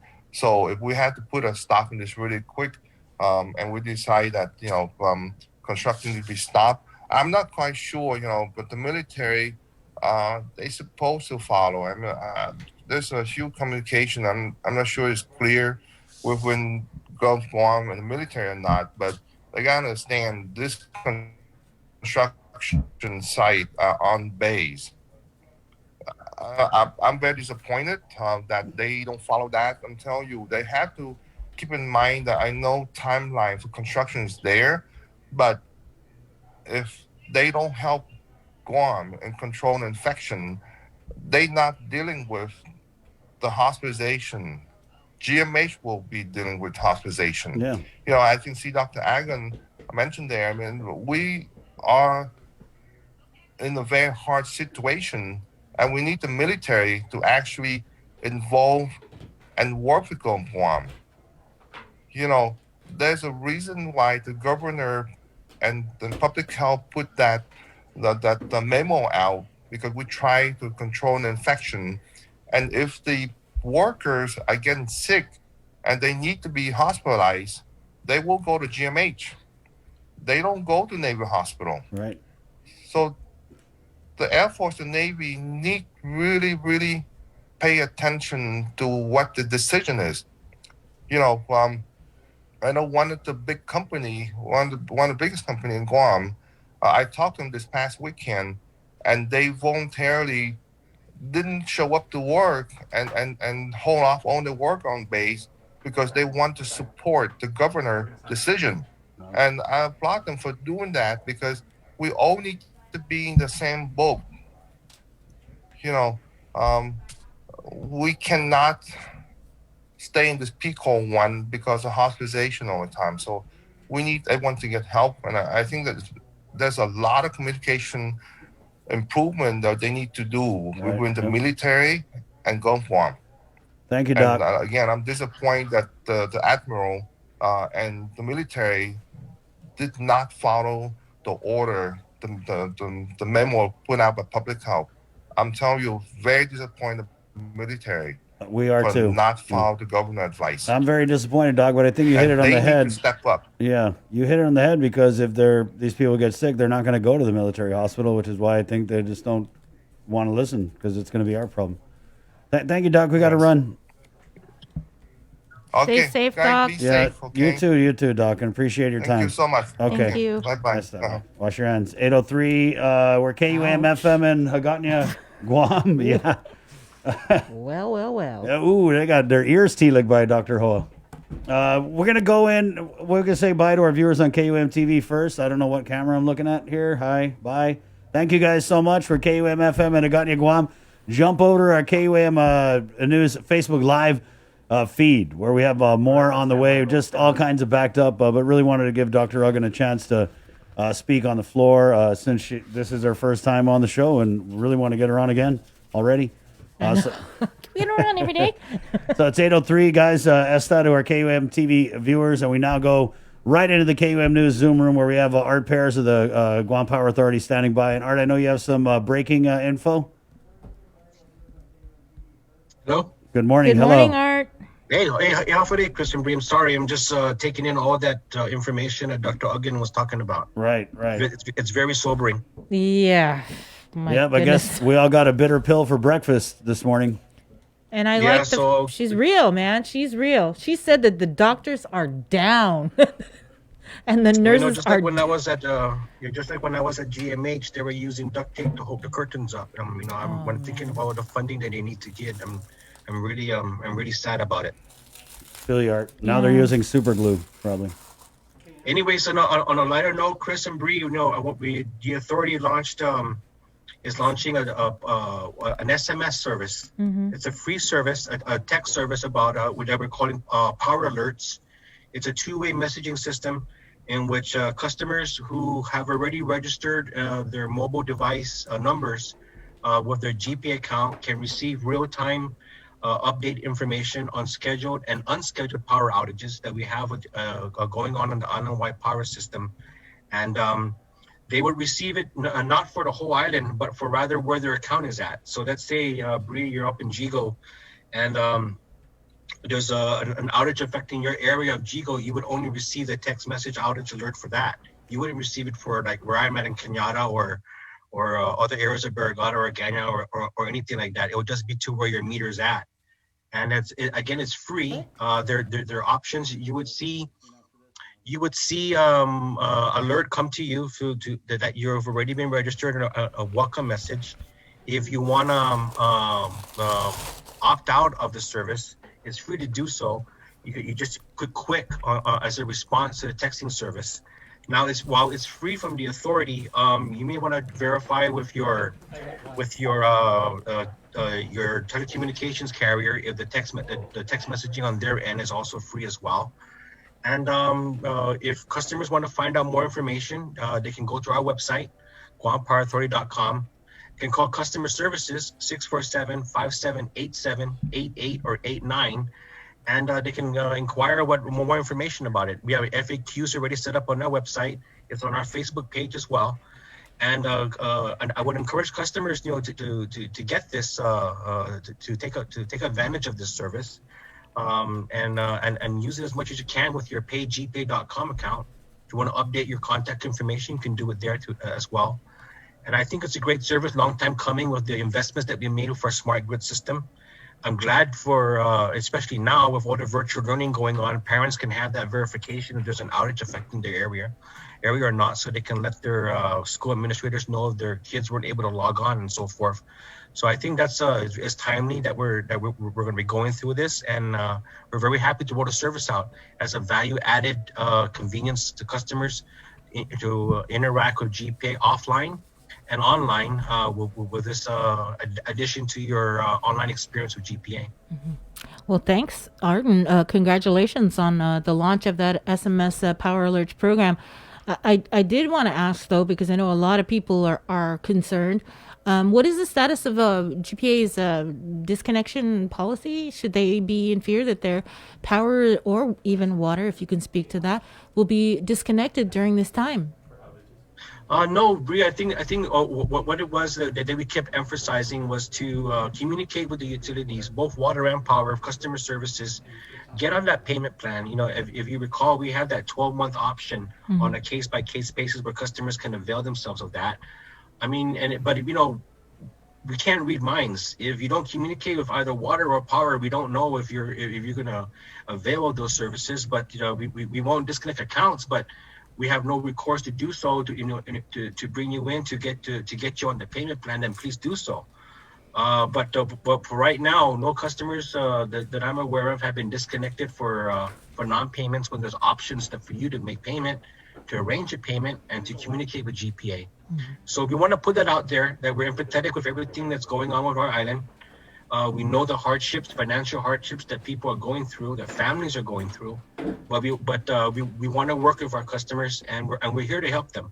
We have different programs, different options available to them. Just communicate with us via online, via Facebook, private messaging, and so forth. We will keep all your information confidential, and we'll work with you on a case by case. But we're here to help. That's the thing our commissioners and our executive management on both sides want to put out, that we're here to help. We're here to get you through this, and we're here to make sure that we all get through this together. All right. Thank you, Art, so much. Appreciate it. Thanks, Art. Thank you for the opportunity, Bree, and take care, Chris. Anytime. Okay, wash Take your care. hands. We'll just keep it rolling here, where we know he's just got a few minutes to kind of update us on what's the way forward in session this morning. We have the Budget and Finance Chair from the Guam Legislature, Democrat Senator Joe San Augustine. Thank you for joining us, Senator. Good morning, Senator. Morning, Chris. Morning, Sabrina. How you folks doing? We're doing pretty good. Great interview with Dr. Uggan. That was good. Yeah, glad you didn't mind holding for that, because I know we had you on earlier. No, I enjoyed that. That was good information, and it's just amazing how they're trying to survive, and they could have been in better shoes right now, even before this budget came up. And I think it kind of is highly relevant that we're now entertaining this substitute budget bill. I guess we'll just start. Were you surprised with the veto? What was that, Chris? Can you repeat that, please? Were you surprised with the veto? I mean, kind of like when you saw those messages that were coming out in the beautiful, nice-looking graphics posted on social media from Adelup. I mean, that probably was a hint that that budget was like out the door. Yep. I can understand that, but we did a comparison of her bill versus our bill that we passed. And at the same token, I don't know if you've seen the Office of the Inspector General's report in reference to the CARES Act. There's a report out. Well, there is a report out. As a matter of fact, I can even send you a copy. Yes, please do. I'll give you a very short comment about it, and just I'm looking at it, and it was as of August 24th. And it says here that, some of us senators, we discussed it. Guam received 117. We all know that. For public health, they gave 10 million to public health. That's what the governor did. And then going across economic, 14 million, 336,000 for medical expenses. CARES Act is focused towards COVID. If the governor's going to say, and on the report it says they've only total cost incurred is 24.7%. So if the governor's going to say that we need to do better, it begins with her. it begins with her on the CARES Act. And when we talked about, remember, I kicked out that first comment about the surplus fund from 2019. We put it in the budget to give GMH $10 million to help on their CIP. I heard Dr. Jolene ask for that. Ask for their CIP, give them their budget. We would not hesitate to give public health and GMH everything we could give them. But if it's not there, we can't give them, but it's there in the CARES. And that's what really bothers us, is that, you know, if we're saying as of August 24th, 24.7% is as total costs incurred. Well, I'm not going to say that they didn't encumber anything at the governor's office, but what else is there? What else is left? Because we haven't received a report. I had to look this up on the webpage of the Office of the Inspector General to see this amount. And this is across the board, Chris and Sabrina. Sabrina, is that if you've got CARES, anything related to COVID, maybe frontliners, police department, fire department, everybody use it for what it's intended for. And then we see whatever general fund we have left, they can use it to back up what CARES couldn't cover. But to use general fund to cover what could be covered by CARES, it doesn't cover, sit well with me. And then if we go back to the budget that she submitted, I'm looking at my phone, okay, as I'm trying to talk to you folks about it, is that when we look at it, they want to move money to Department of Administration and Revenue and Tax. Great, but if it's all related to COVID, then give them CARES money. Give them what they got. And then they have public health here. They said they wanted to move money there, but in the bill it says allocate. You know, the word allocate versus appropriate. Appropriate is very, very specific. This is where the money's going. Allocate is, well, we're going to anticipate, we're going to give them they need it, but otherwise we can use it somewhere else. That doesn't sit well with us. And then, as we went down the line, is that we need to understand that, number one, we projected the revenue base based on what we could conservatively believe could come in. Now, to say, no, we believe we can get 7 million more. Well, how about the CARES? What are we getting from CARES? Are we going to project for everything else while the people of Guam are suffering and going through all this when, remember, I just read a little bit about the Office of the Inspector General, Chris, and 24.7%. So 75% of the money is still not incurred. Cost has not been incurred. Well, maybe they encumber it. Okay, fine. Report. Tell the people of Guam what you've done with that money. Tell us so that we can figure out, and then let's take a look across the board on all GovCom agencies and say, well, we need to streamline somewhere.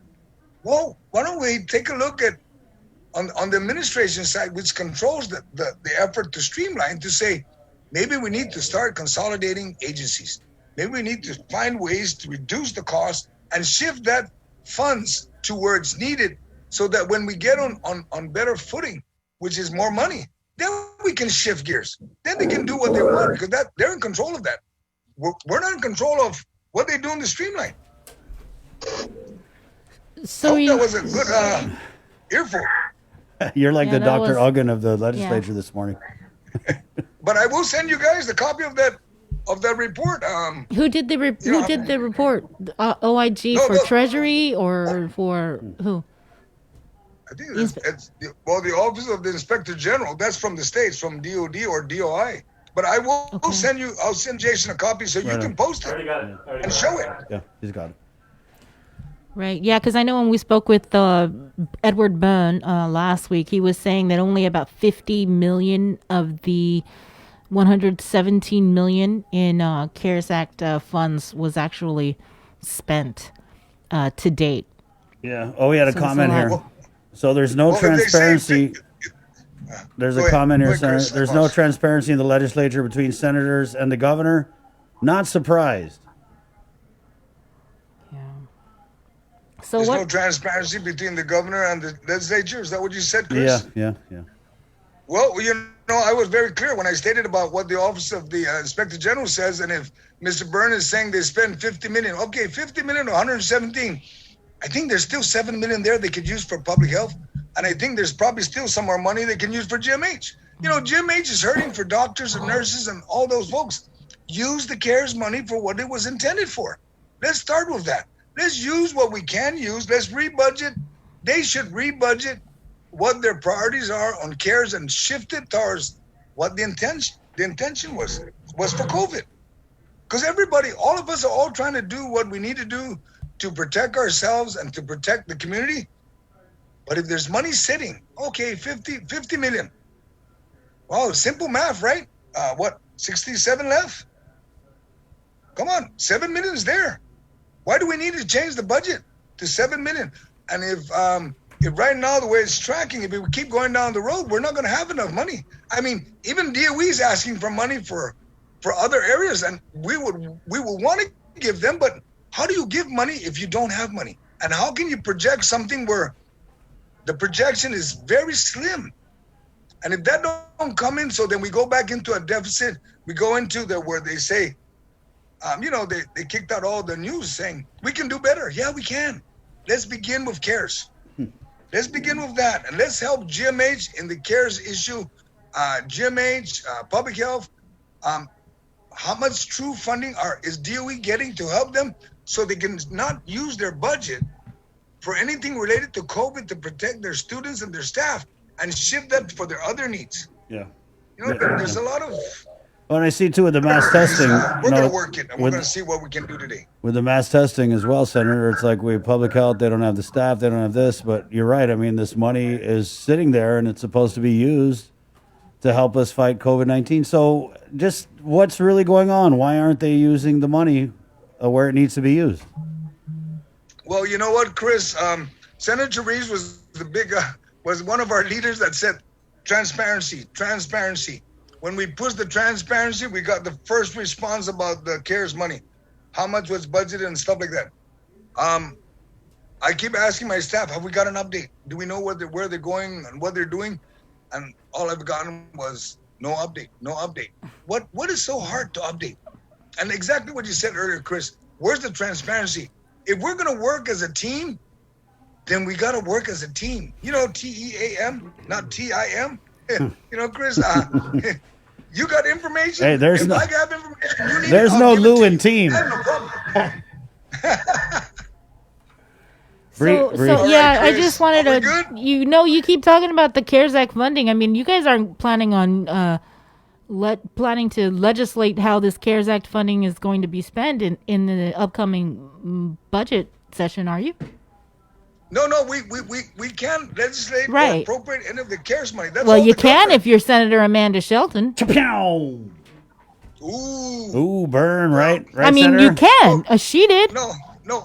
Well, what she did, Sabrina, was she identified that CARES should be used first if available. That was the intent of her bill. I mean, I'm aware. If we could, we would put. I mean, we would have started first with the surplus, 35.6 million. That should have taken care of GMH 10 million. It should have. I honestly believe that. I understand we have payables, we have other deficit requirements, but we have a crisis in hand. We should have found ways to at least use maybe 50% of the 35. We would have taken care of Jimmy's. We would have the 10 million. They would have left 25 million left. We could have covered the 7 million. We could have given DOE. We could have taken care of what we need to take care of and not look for a projected funding.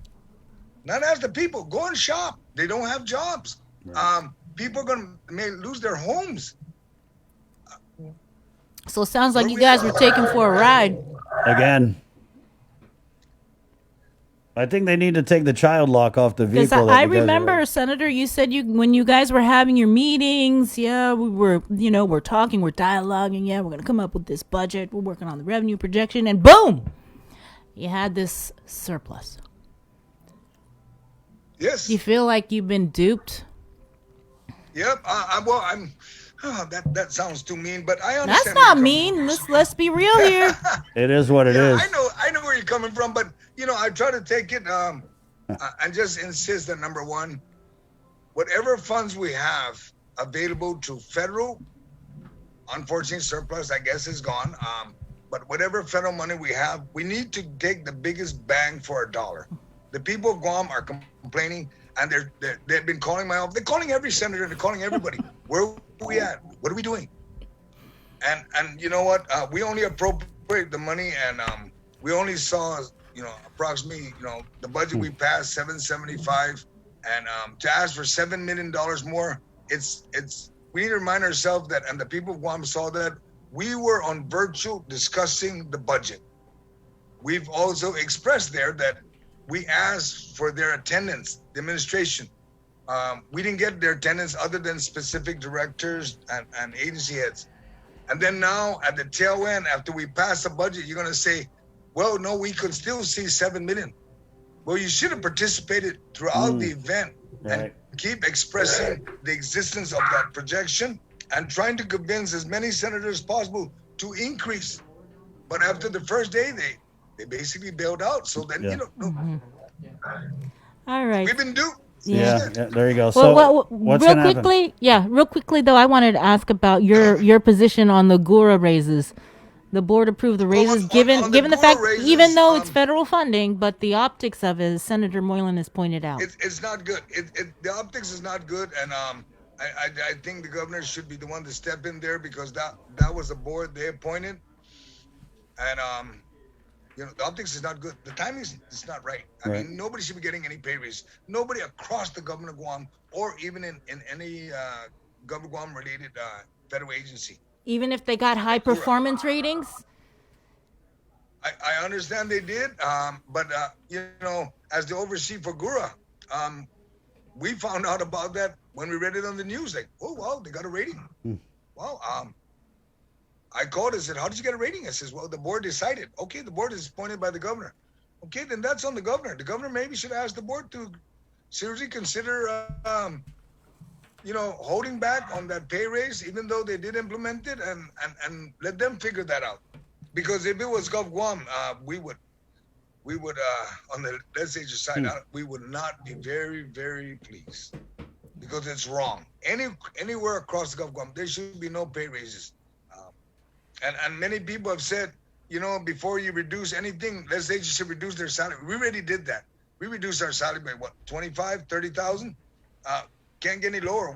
We're getting paid less than mayors. And we're getting paid less than even directors. But we decide what goes on. Definitely less than Gore's executive director. You guys ain't deciding much nowadays, because it's being decided for you. Senator, are you guys going to override this veto, or are you going to entertain the governor's nice substitute bill? Because if you're playing if you're playing tit for tat, Chris, I'm not in support of our bill. I'm in support of an override.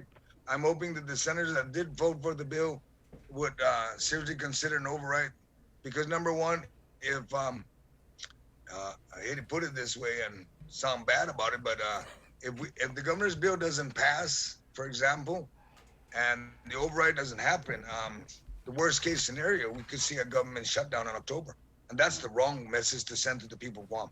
Wow. We need to keep the government running. We got to keep the services moving, and continue to protect the people of Guam.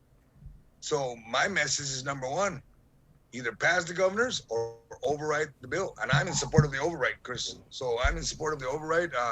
That's the conservative budget. And if there's money next month in October that comes in, we will not hesitate to introduce an appropriation to supplement and give the agencies that need the money without any holdback.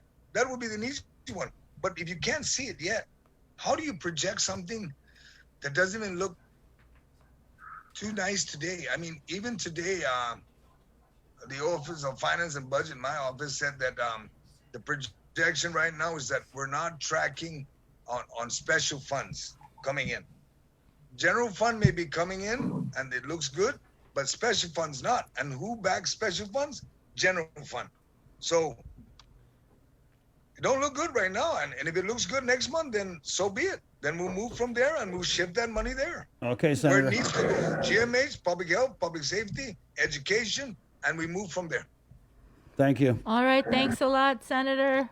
All right, take care. Good luck today. Yeah, wash your hands. Oh yes, thank you. Bring All your right, boxing and I'll gloves. Send you that report. Okay, see you. Budget Finance Chair, Senator Joseph Augustine.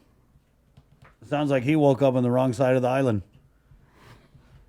8:26. Let's keep it in our KUAM News Zoom room.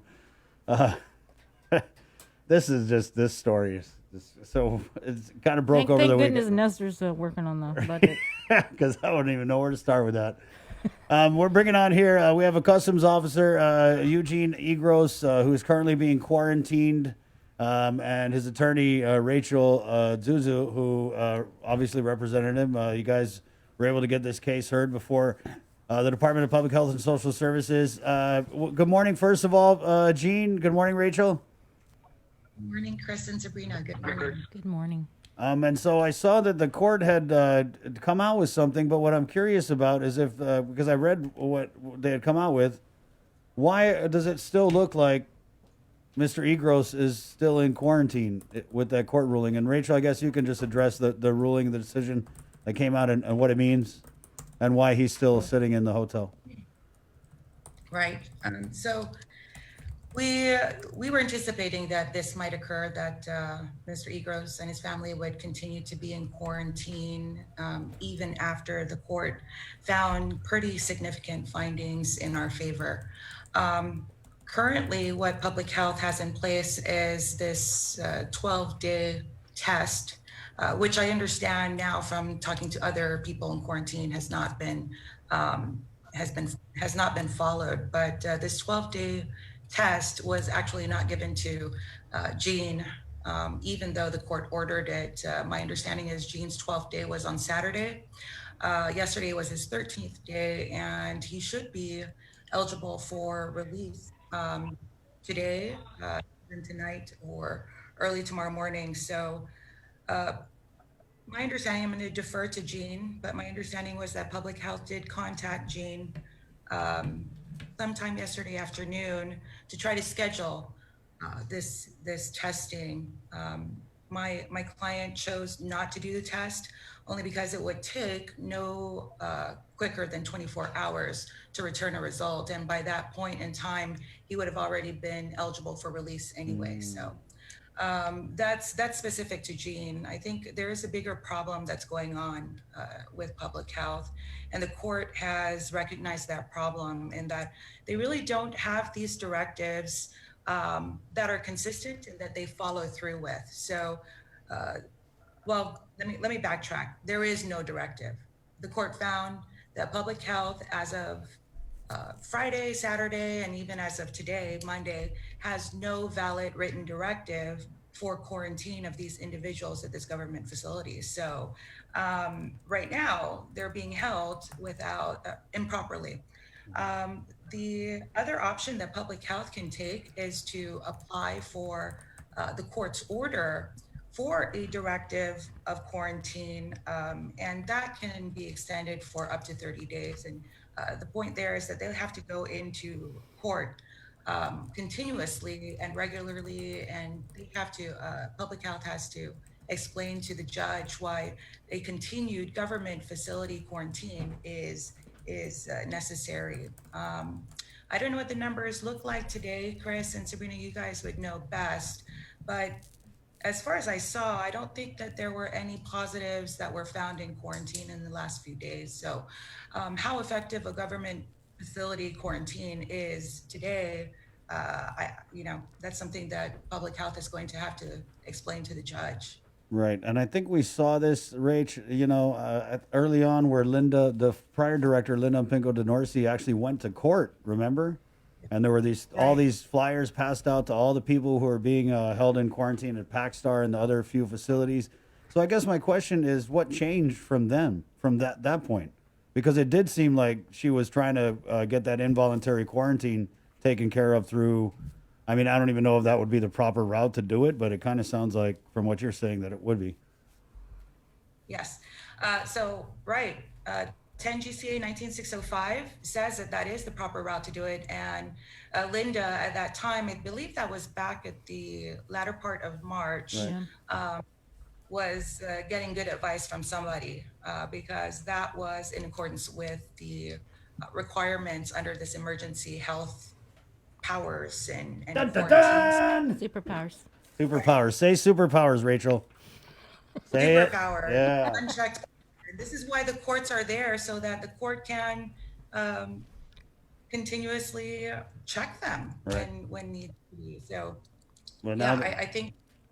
I think that the court's order was very, very clear that public health at one point did comply with the legal requirements. And after it did so in March, it thought, okay, well, we've already gotten one approval. I think that's enough. And then they continued to do these quarantines without notice to anybody who was going into them.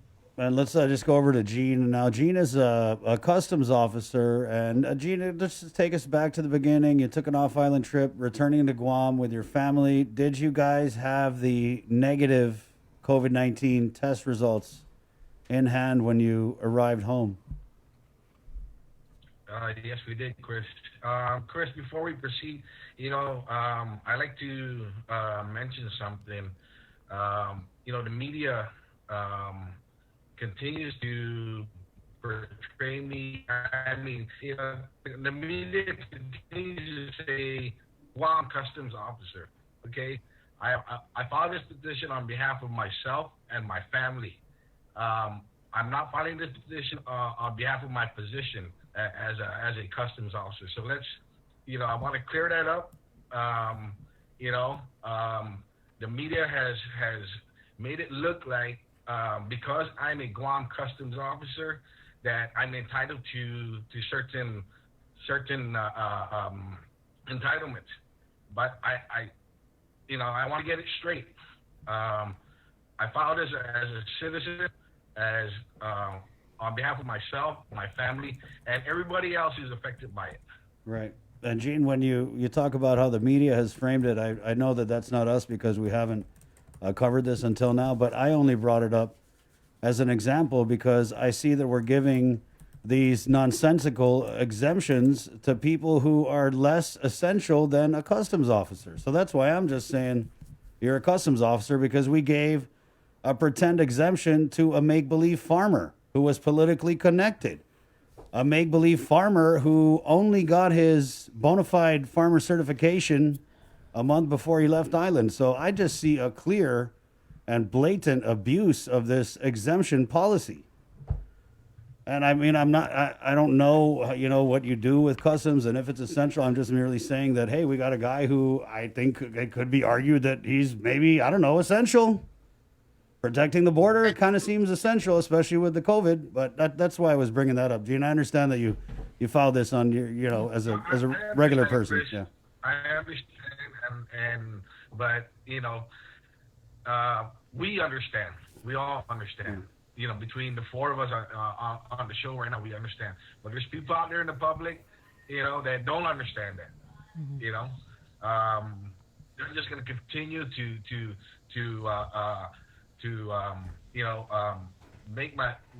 make me look bad. It's just not right. So what happened, Gene, and what provoked you to file this lawsuit? Well, because before leaving California, I made contact with one of my contacts over at Homeland Security. I asked, hey, what's the procedure? Right now, when we come back to Guam, how can I get quarantined at home? And my contact says, hey, get a test at least 3 to 5 days before you arrive with a negative result, and you can get quarantined at home. I said, okay. I did that process, arrived here, presented public health with my results, and they just said, it doesn't matter if you have a negative result, you're still going to get quarantined. What was your reaction when they said that to you? Oh, I was really upset, Chris. However, I had my family with me. I didn't want to create a scene, especially, in my position as well. I did what I had to do to get my family, to the hotel. We've been traveling many hours. They haven't eaten. They don't serve food on the plane. They only serve snacks. We've been traveling for 12 hours. They're hungry, they're tired, they want to go home. So, I just needed to get my family to a hotel or wherever it was, get them settled in, and then take it from there. How many family members are traveling with you, and then what's the accommodations? I got it. That's not even the right word. But are you guys all in one room? Well, Chris, can I just jump in? Yeah, here? please, Rach. Yeah, so before Jean goes forward, that was one of the allegations that we put forth in the petition is this government facility is supposed to, or the government quarantine of travelers should be the least restrictive, and that is what the law requires. And in a family of four like the Egroses, a 12 by 12 room is not sufficient to hold these four bodies versus Mr. Egros' home. He has a home that has separate rooms for his children, for his wife and himself, as well as a kitchen they can go to and cook whenever they'd like to. They have laundry services in the home. They've got I think a washer and a dryer there. But it brings us back to, is this the least restrictive measure to keep a family, in this case, that has a suitable home where no other family member is living? I could understand if it was a multi-family home. There might be some consideration there, but right. In this case, all you're doing is cooping up these four individuals for 14 days, where every hour feels like a day in itself. So, we have to rethink this plan for a mandatory quarantine in a government facility. The court, in its decision, held, and I want to make this clear, because the court said, and I'm quoting from her, that public health chose not to follow the law. That's a pretty significant finding. Public health chose not to follow the law, and as a result, disregarded Gene and his family's fundamental civil liberties with regard to no notice. If these people get some kind of material, some notice that they're entitled to ask the court for some kind of consideration in an alternate option, which is least restrictive, public health has the legal obligation to do that, and it's not been doing it. It's been keeping these people in the dark to run these government facilities at a cost to the government. Right now, that money could be used at the Guam Memorial Hospital. I caught that very last tail end of Dr. Uggin's interview, and I thought, my goodness, it's so compelling. If people have these rooms or have homes to go to quarantine for 14 days, Mr. Egros is not trying to go out and actively infect people. Even if he did have a COVID positive test, the law presumes that our citizens are law abiding, that we want to help. We don't want this pandemic here, and we don't want the rising numbers. But to use these numbers and the death tolls as a basis of increasing fear in our community is not working. I don't know how many positive cases are coming out of quarantine, but the things that public health are doing in quarantine, they could be doing for people who are in their homes, because we've got positive cases out there in the community, and they're not being required to go into a government facility. Mr. Egros is there, and he's negative. So how much money is being spent at these facilities? I think the last I heard, sometime in August, was there was a $200,000 check to be written. I don't know, I have to take a look again, but these are all, the information is changing because it's being updated, but public health with regard to this government facility has had an opportunity to fine tune its plan and its approach since March, and it hasn't done it. And it continues to use this, well, our numbers are up and down.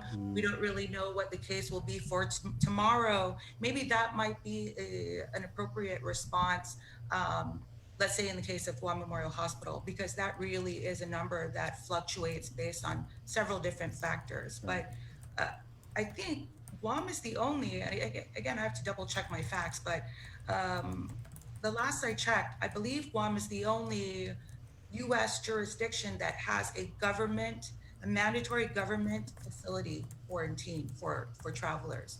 I believe Hawaii had one a few weeks ago or sometime in July, but that was being challenged, and the Department of Justice actually filed an amicus in that case and said, hey, we agree with petitioners. This is a violation of their constitutional rights.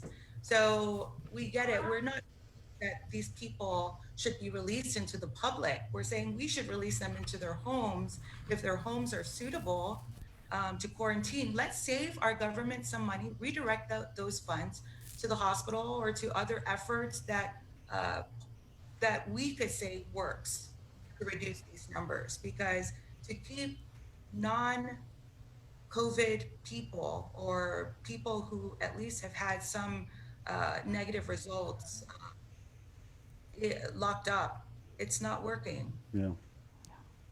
Gene, I'll just ask you, based on what your attorney had just said, how do you respond to those people who say, oh, this is what we got to do to protect the island from the COVID. So if you got to go in quarantine, you got to go in quarantine. Suck it up, Buttercup. Because I've seen some comments and people are saying that. How do you respond to that? Because it does seem like you do give a damn about COVID.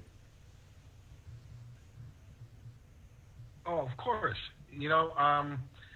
They can respond in any way.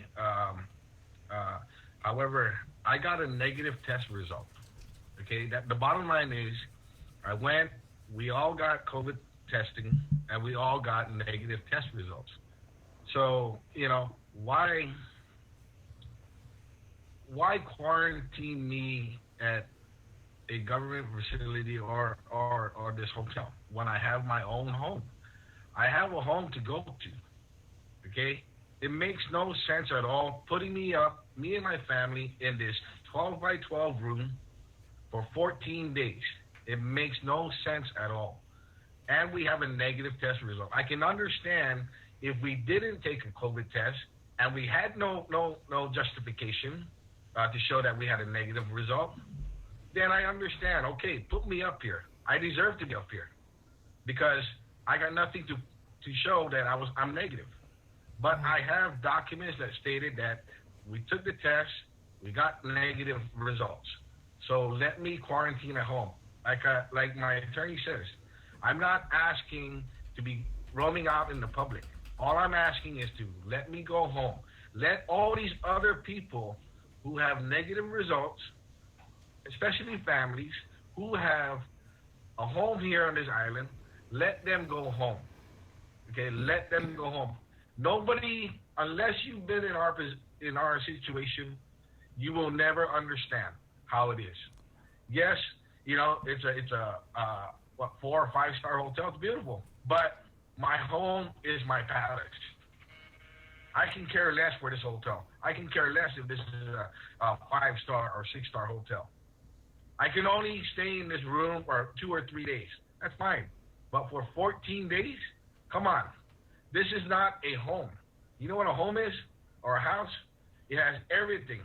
You have your appliances, you have your room, you can wash your clothes, you can cook, you can warm up your food. There's nothing in here but a refrigerator, 2 beds, TV, and a coffee maker. That's it. When my kids are hungry, I can't heat up the food. By the time we get our food here, Chris and Sabrina, by the time the food arrives at our front door, the food is cold already. Can you imagine letting it sit for a couple more hours after you're done eating and you have leftovers? Yes, we get breakfast, lunch, and dinner, but you have leftovers, right? So if the kids want to eat it later, it's cold. This is not a home. The governor keeps saying, stay-at-home order. Stay-at-home order. Hello, Governor. This is not my home. I have a home. Let me go home. Rach, it seems like your phone's probably going to be blowing up because there's a lot of people in quarantine. Have you heard from anybody else that are like, hey, I want to file a lawsuit? So many. We've, since this decision has issued, we've been fielding calls left to right. People are reaching out to me on my private social media. And so I want to bring back to that point, the court's orders, I'm taking it on a very legal perspective here. And the court agreed with us that 10 GCA 19605 requires certain things. And there has to be a written directive. Here, there was not. The last time we had a written directive was sometime in March. That has since expired. And public health did nothing to try to revive it, nothing to try to extend it. And all on the basis that they have this emergency health power, as if this emergency health power allows them to bypass the same requirements that are contained in the same statute that they are relying on. Public health knew about these requirements. They undertook these requirements before. They've never done so again since March, but they still, in every public health guidance, in every executive order that we see, it cites 10 GCA 19604 and 19605. You would think that by now these guys would know it like the back of their hand, but even if I wanted to give them the benefit of the doubt, they have legal counsel. They are the public health authority. They are constantly looking at these sets of laws as well as the information that comes in from the community about COVID. So they should be able to put together an emergency health plan. That also, by the way, is required by the law. I've not seen one. And the court says that this public health guidance, I keep trying to call it directive, but it's not. It's a public health guidance. I think the last one that issued was a revised 7. That is not sufficient for a written directive. So at some point in time, since around April to present, public health has been operating these government facilities for quarantine illegally. That's really the bottom line. And the court has found that by not complying with the specific requirements, these specific requirements are going to be things like giving incoming travelers notice about their rights, giving them an actual copy. It's not enough to just give them a fact sheet, but give them an actual copy of the law that requires that public health pay for their attorney. So Mr. Egros had to, when he filed this, it was already about day 10 or day 11 by the time he got a hearing.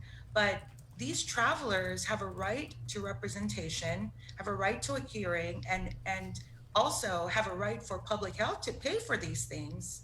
That at the moment that they set foot in the airport and they're taken into custody, because this is what happened here. The court found there was no voluntariness in Mr. Egros's signed voluntary form. She actually did away with that. She said, there's no way that this is going to be voluntary. Everything is mandatory. Mm-hmm.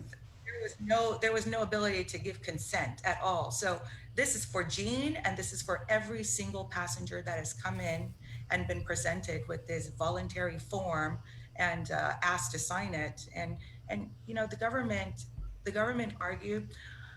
I'm thinking back on it, and the government argued, well, he signed this voluntary form, so he shouldn't be complaining about being in the facility because he signed that form.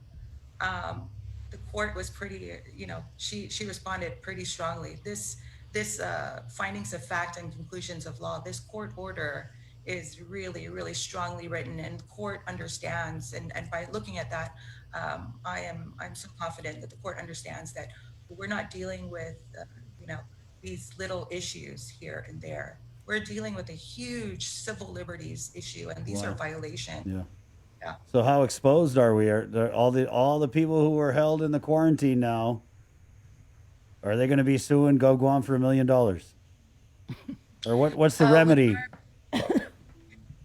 So we found that when we leave it up to the government, they're very slow to respond. They're very quick to respond when they're given a hefty fine for their violations. Because if Gene walks out of the hotel today, he'd be slapped with a $1,000 fine and possibly be charged with a misdemeanor that could carry a 1 year prison, a 1 year sentence. So I think that yes, to answer your question very bluntly, we are putting together an action for a group of people like Gene and everyone else who's come in since April without a valid written directive and without notice to themselves about their rights. Okay, so class action. You said a class action lawsuit you're going to be filing. We are working on that. Yes. Okay, make sure you give me a heads up. I will. Please. All right. Anything else, guys? First, okay. I'm committed. Right on. Gene, I mean, you spoke very passionately. I don't know if there's anything much for you to say. I agree with your comments. It's a stay-home order, so man, this is a totally different circumstance, but I've done the overnight with 5 kids in a hotel room, and it was supposed to be fun for a birthday. No, I can't even imagine 14 days, these circumstances, with a whole ass pandemic going on all around us. I feel not just for you, but for everybody who's been locked up under similar circumstances. Bree and Chris, I wanted you guys to ask because I still have Dr. Uggan's interview in my mind. That was pretty mind-blowing this morning. I'm just wondering, while there are budget, why can't we direct this money to War Memorial Hospital for them to staff up the hospital, their response for the actual medical care of people with COVID? I mean, to put together these COVID and non-COVID patients in a section with the danger of exposure and transmission to those without COVID, wow, that's pretty, that's pretty scary. That's pretty scary stuff. I hear you. Gene, thank you for coming on, sir, and we wish you the best of luck. And keep us posted. Shoot me a text if you get released, and maybe we could do a follow-up. And real quickly, Rachel, where do people go? Because we keep getting messages. Where do they go if they want to join this class action? They can contact me. So you guys have had the only other attorney that's challenged the quarantine orders here, Attorney Tom Fisher. Yeah. I contacted him over the weekend as well and asked if he was interested in working with me. And I work very closely with him for the past 5 years now. And they can either contact his office at 472-1131. My office is 989-0559. I've got my own office now. And so they can also email us at office, OFFICE, at Guam Council, GUAMCOUNSEL.com. All right. Thank you, Rachel. Thanks, Rach. Thanks, Gene. Gene, thank you, Gene. Thank you. Thank you, Chris. Thank you. Thank you, Sabrina. All right. Stay safe. And you're in our prayers, man. Okay. Thank you. See you guys. Wow. Do you remember when we had talked to Dave Sablon? Remember when he was he flew in and he was one of the first I think they were the first batch to be quarantined. Yeah. And remember there was all that confusion when they moved him from to PIC, and they were making him fill out this form, and it said voluntary, and he was so upset because he's like, this isn't voluntary. And I believe he didn't bother to sign it because he's like, there's just no way. None of everything that he went through when he landed on Guam, none of it was voluntary. I just feel like we were just waiting for this to happen. Yeah. And I remember Linda. Linda was like, yeah, I got to go to court. I got to go to this hearing. But Linda was like, I got to go to court. And now, and I feel like what happened was when everybody thought we beat COVID and we're getting the zeros and the ones, they're probably like, oh, we don't need to. We're never going to have to quarantine anybody. We We are the first place in the world to beat COVID. And now look. And there's another, I got an email over the weekend. I think I forwarded it over to the news chat from an individual who's quarantined at another local hotel aside from Dusit. It's not a GovGuam quarantine facility, but he was forced to go into a quarantine at another hotel. And on top of it, he has to pay for it. Right. And he has to pay for his meals. And he's saying these meals are, Substandard. No, not substandard, but the prices is like inflated. Like for an omelet, it costs like X amount of money. But he's just like really frustrated. And hopefully we can get him on, maybe not today or maybe tomorrow. Yeah.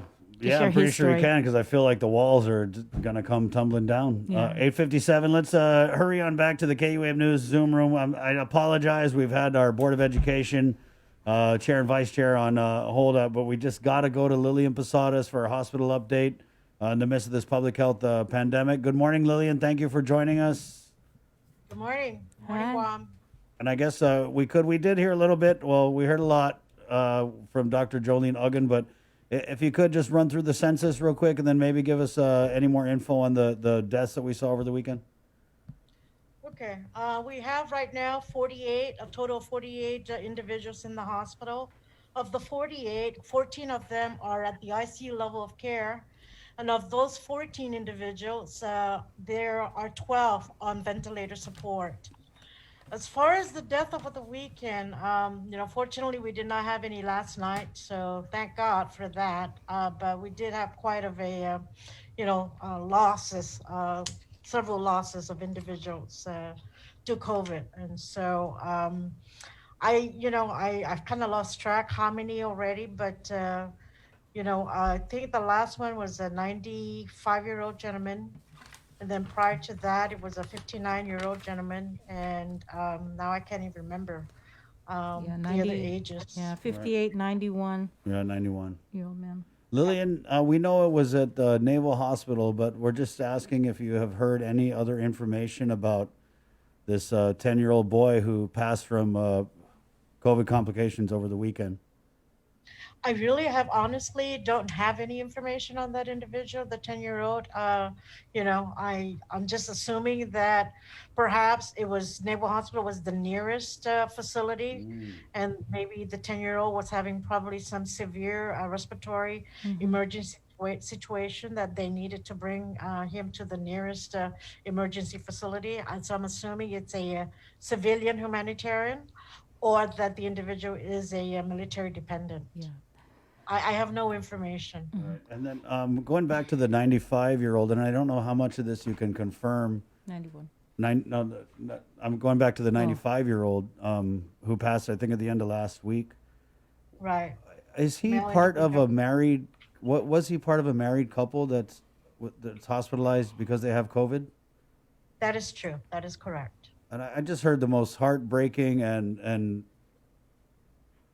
touching thing with that. They were able to be isolated together because they're husband and wife and do They things. were, but then I think, if I remember correctly, he was discharged and then came back. And so they were not together in the same room. I think primarily because of his condition, plus he needed a different type of oxygen, supplemental oxygen. I think that's what I remember hearing about his case. Do we have any other couples who are hospitalized with COVID? There is another couple, yes. Elderly? Elderly, uh-huh. What about any pregnant COVID patients? We had two individuals, two women who delivered their babies, and they did very well. We kept them isolated, and we kept the newborns also in the nursery isolated. And fortunately, both babies got discharged home. The test came back negative on the two infants. Yes.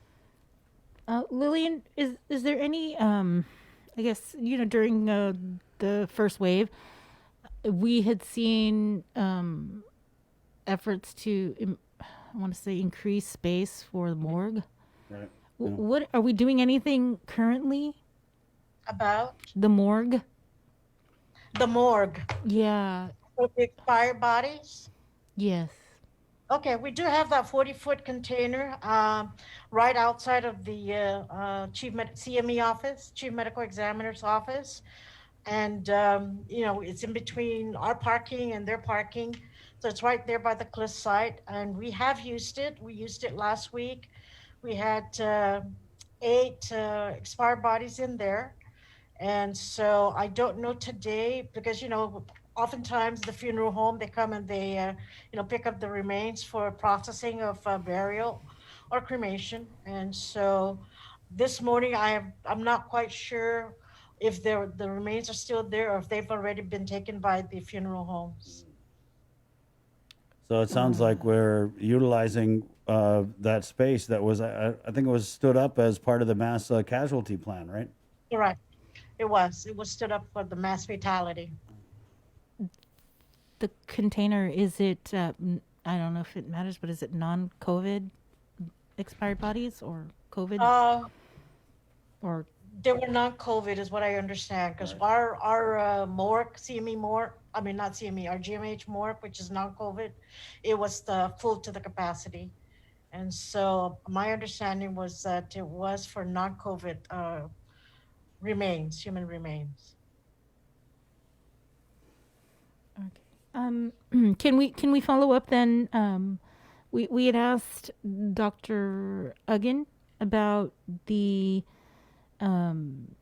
shortage of staff, and I know we had spoke with you about it last week about this possible extension of the DoD medical staff, because I know you guys were working up against a deadline. Right.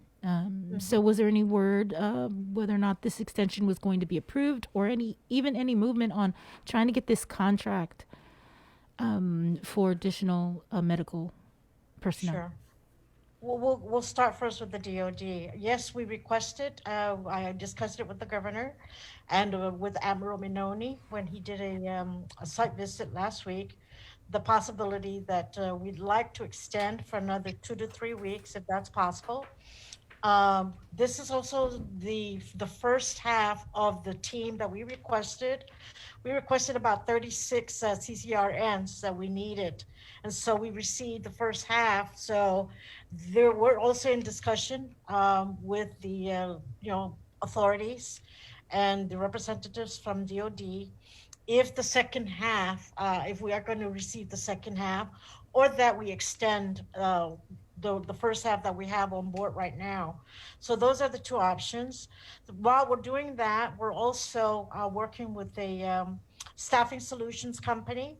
And I just received this morning pretty much about 80%, 90% of the final version of the agreement. They incorporated the clauses and provisions that we had sent them in terms of our local procurement law. We want to make sure we have those clauses in there. And so we're reviewing it now. We just received it this morning. We're reviewing it, and we're having also legal review it. And hopefully that we can come to a final draft by today. And we send it back to them, and we'll see what they say. And if we sign it by tomorrow, we have the governing body sign it, and the legal counsel gives us a blessing. Then we may have an official contract with them, and the target date, we're still shooting for the 21st of September, that they can then provide us with the additional hemodialysis nurses that we need, the additional ICU, CCU nurses that we need, because even though, we have this understanding with GRMC that we will not take non-COVID ICU patients, when they come to our doors, we take care of them. And so we still have 3 non-COVID ICU patients that we're managing. And we're trying to work with GRMC, but I know that they're challenged also with critical care nurses. And so, we're holding them here. We're taking care of them as best we can. Even though, we said we're not going to handle the non-COVID ICU patients, they really have no choice. When they're here, we take care of them. How many nurses are total medical personnel are we talking? And again, is it going to be? Are they going to be going to GMH, or are we going to split them up with GRMC? The nurses that we're requesting from the Staffing Solution Yes, Agency? yes. Okay, well, we're starting out with GMH because that's the agreement that we have. And so we're seriously thinking that, GRMC needs help also. So we're going to try and help them out by either assigning our staff to help them over there, or that we may be able to assign some of the travel nurses that come on board to their facility. And I'm also going to be talking with the leaders there at GRMC because they utilize travel nurses from these staffing solution agencies. And so, the other option is they can increase their staffing from the agencies. We've requested to increase some of our travel nurses that we currently have a contract with. So we're doing all kinds of things in tandem. All right, so you said you're looking to nail this down by the 21st of September. Is that within the 30 days? Before the 21st, because that's when we would like to have these nurses on board. Right, is that So we before would the have 30 days expires with DOD? DOD, their expiration is the 30th of September, is what I understand. And so if you guys get this contract signed before the 21st, I remember you said that there were like 100 nurses that you were trying to get to recruit from off island, and they could be Correction. deployed here within a week. So is that still the plan? Not that we requested 100. What this agency initially told us is they can deploy 100 nurses, Right. because that's what they do in New York, in Washington. They deploy 400 nurses to those states, and so initially they said they can deploy 100 nurses to Guam. So what is the agreement that you guys are looking at, and how many nurses or medical staff? Well, the agreement doesn't say how many, but initially what we're requesting is that we're requesting for 8 hemodialysis nurses. We're requesting for 20 ICU, critical care nurses. And can they be deployed here within a week? Well, that's what they're planning. That's what they're shooting for. They are screening already the applicants. They're going through this competency review and taking a look at their demographics to see if they're going to be a proper and successful fit for Guam Memorial Hospital. So that's what they're doing on their end. And how much is this going to cost, and what's the funding source? The funding source is we're going to use FEMA. We're going to apply for FEMA, but upfront we're going to have to, cover the cost. But we're also working with FEMA, HHS, to see how they can, expedite and facilitate the funding stream to GMH. So we will have, support and, funding backup from FEMA. And we're also looking at the CARES funds. Okay, and I'm sorry, you didn't say how much? I did not say how much because we're still negotiating it. You have a ballpark figure? Well, the total amount, I don't have that total amount because it depends on the number of nurses they send us. But what we're negotiating is anywhere from $175 to $195 per nurse, per hour per nurse. Would we be able to, would we be able to use the CARES Act funding for that? Well, the CARES Act, according to the FEMA, is that we can use the CARES Act to help us with our co-share. Okay. Because remember, FEMA will, for the public assistance, we can get 75%. Right. Is there anything else going on at GMH? That's the point we're at, Lillian. We're like, gosh. you tell us, because Heard it passionately from Dr. Ogden, who is a clinician. She's at the front lines with the staff. She really knows the details. And so you heard it from her. Again, please, everybody stay safe and keep the social distance and wear your mask all the time. She did, though, ask me that she deferred her response to the nosocomial infection and the official findings. Do you have the official findings for that? Well, remember I discussed this already last week, that yes, nosocomial infections is not an uncommon occurrence for hospitals. Even in the best hospitals with all their protocols and all their policies, it happens. Right. So and it can happen. And so we had that one individual who has already publicly known that she was here in the hospital, COVID negative, and then when she was tested, she became COVID positive. And you just don't know if it was from a patient or a staff. It's possible that because she had visitors and she had family and friends come and visit her. And really, there's just no way of knowing.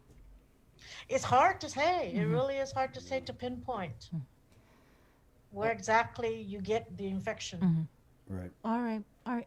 Lillian, thank you so much for joining us, and our thoughts and prayers are with you. If you find out anything else about the 10-year-old boy or anything, are we, God, I had to ask you this last time, are we anticipating any COVID patients, conditions worsening?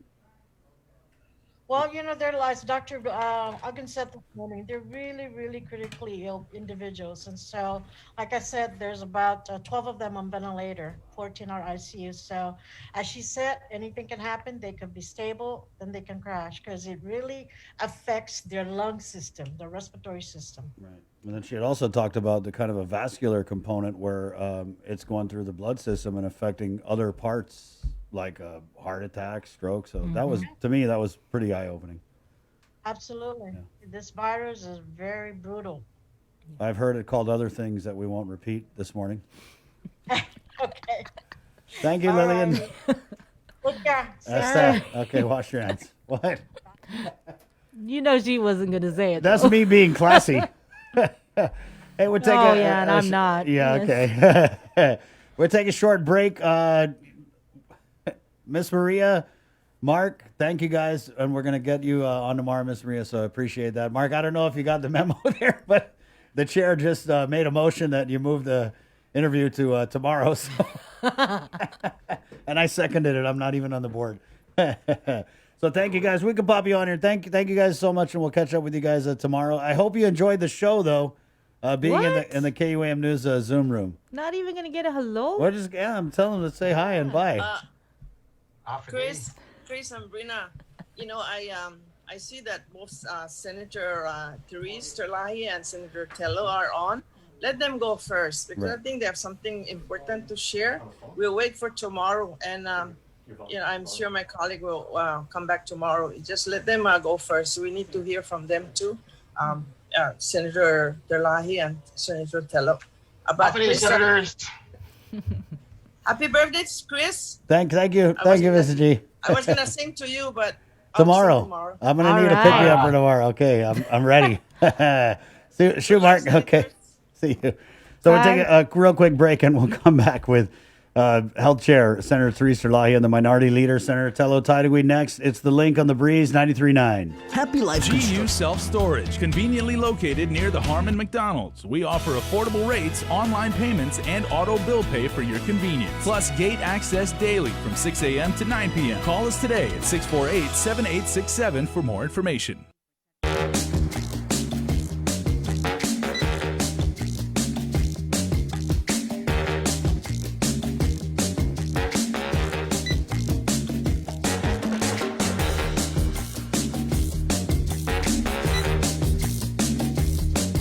Your life moves quickly, so you need a card that keeps up with you.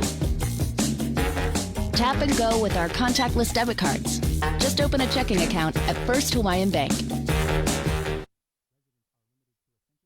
You're watching The Link with Chris and Sabrina on TV 11, but don't leave yet, because we're coming up next on CBS This Morning. We got your 6. At 6 a.m. with The Link on Breeze 93.9 FM. Bree and I connect you with all the latest news and information you need to know to start your day. Then check back with Guam's news leader at 6 p.m. for the day's top headlines with KUAM News Primetime. From 6 a.m. to 6 p.m. and everything else in between with KUAM Digital, we got your 6.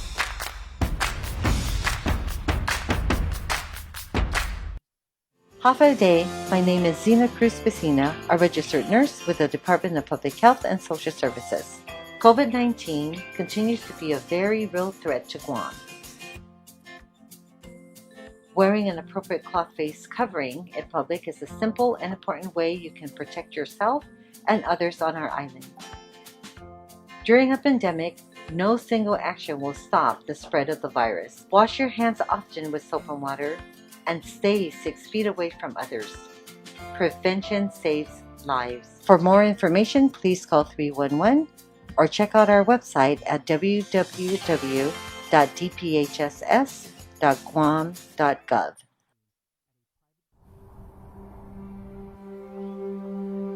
When the world feels stuck at home,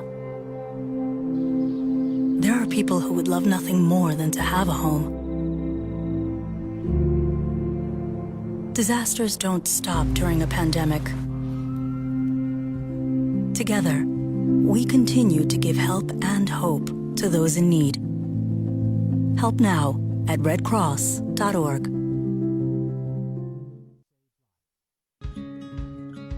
If you plan on leaving your house, don't forget your face mask.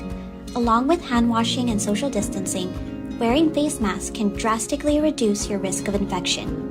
Many people who catch COVID-19 can be contagious before they even start showing symptoms. The more people who use face masks, the less the virus can be transmitted and fewer individuals are exposed. When we both wear face masks, I protect you, you protect me, and we are both safe.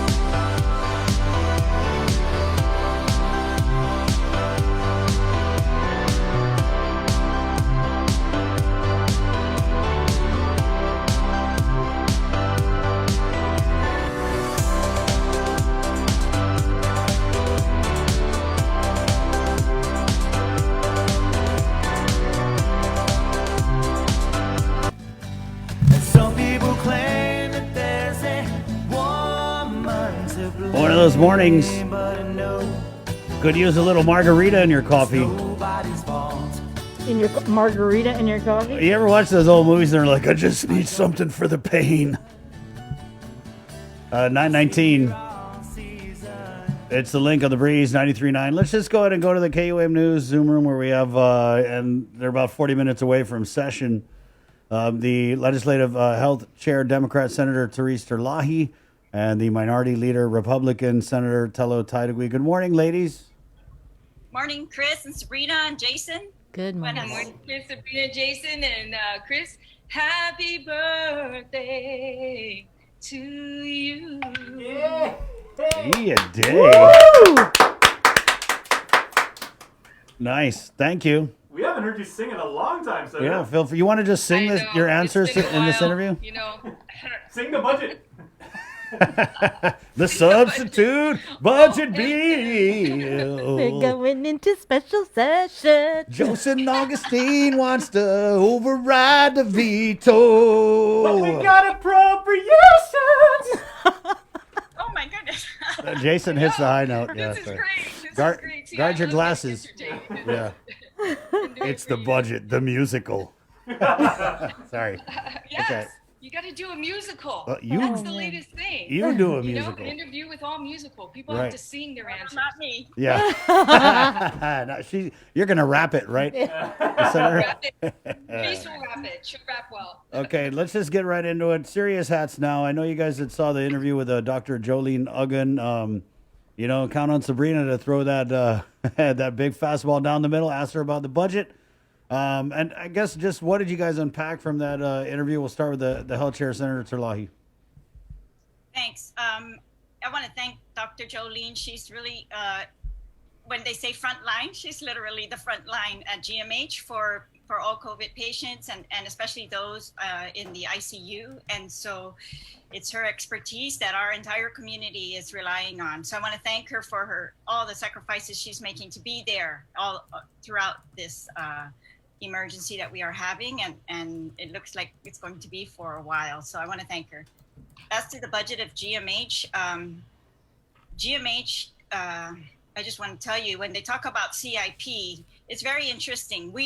Everyone in the community will agree, GMH needs money to fix their facilities, but GMH does not request CIP funds. When they made their budget request, when the governor sent down her budget request, she does not request for CIP funds to be given to GMH.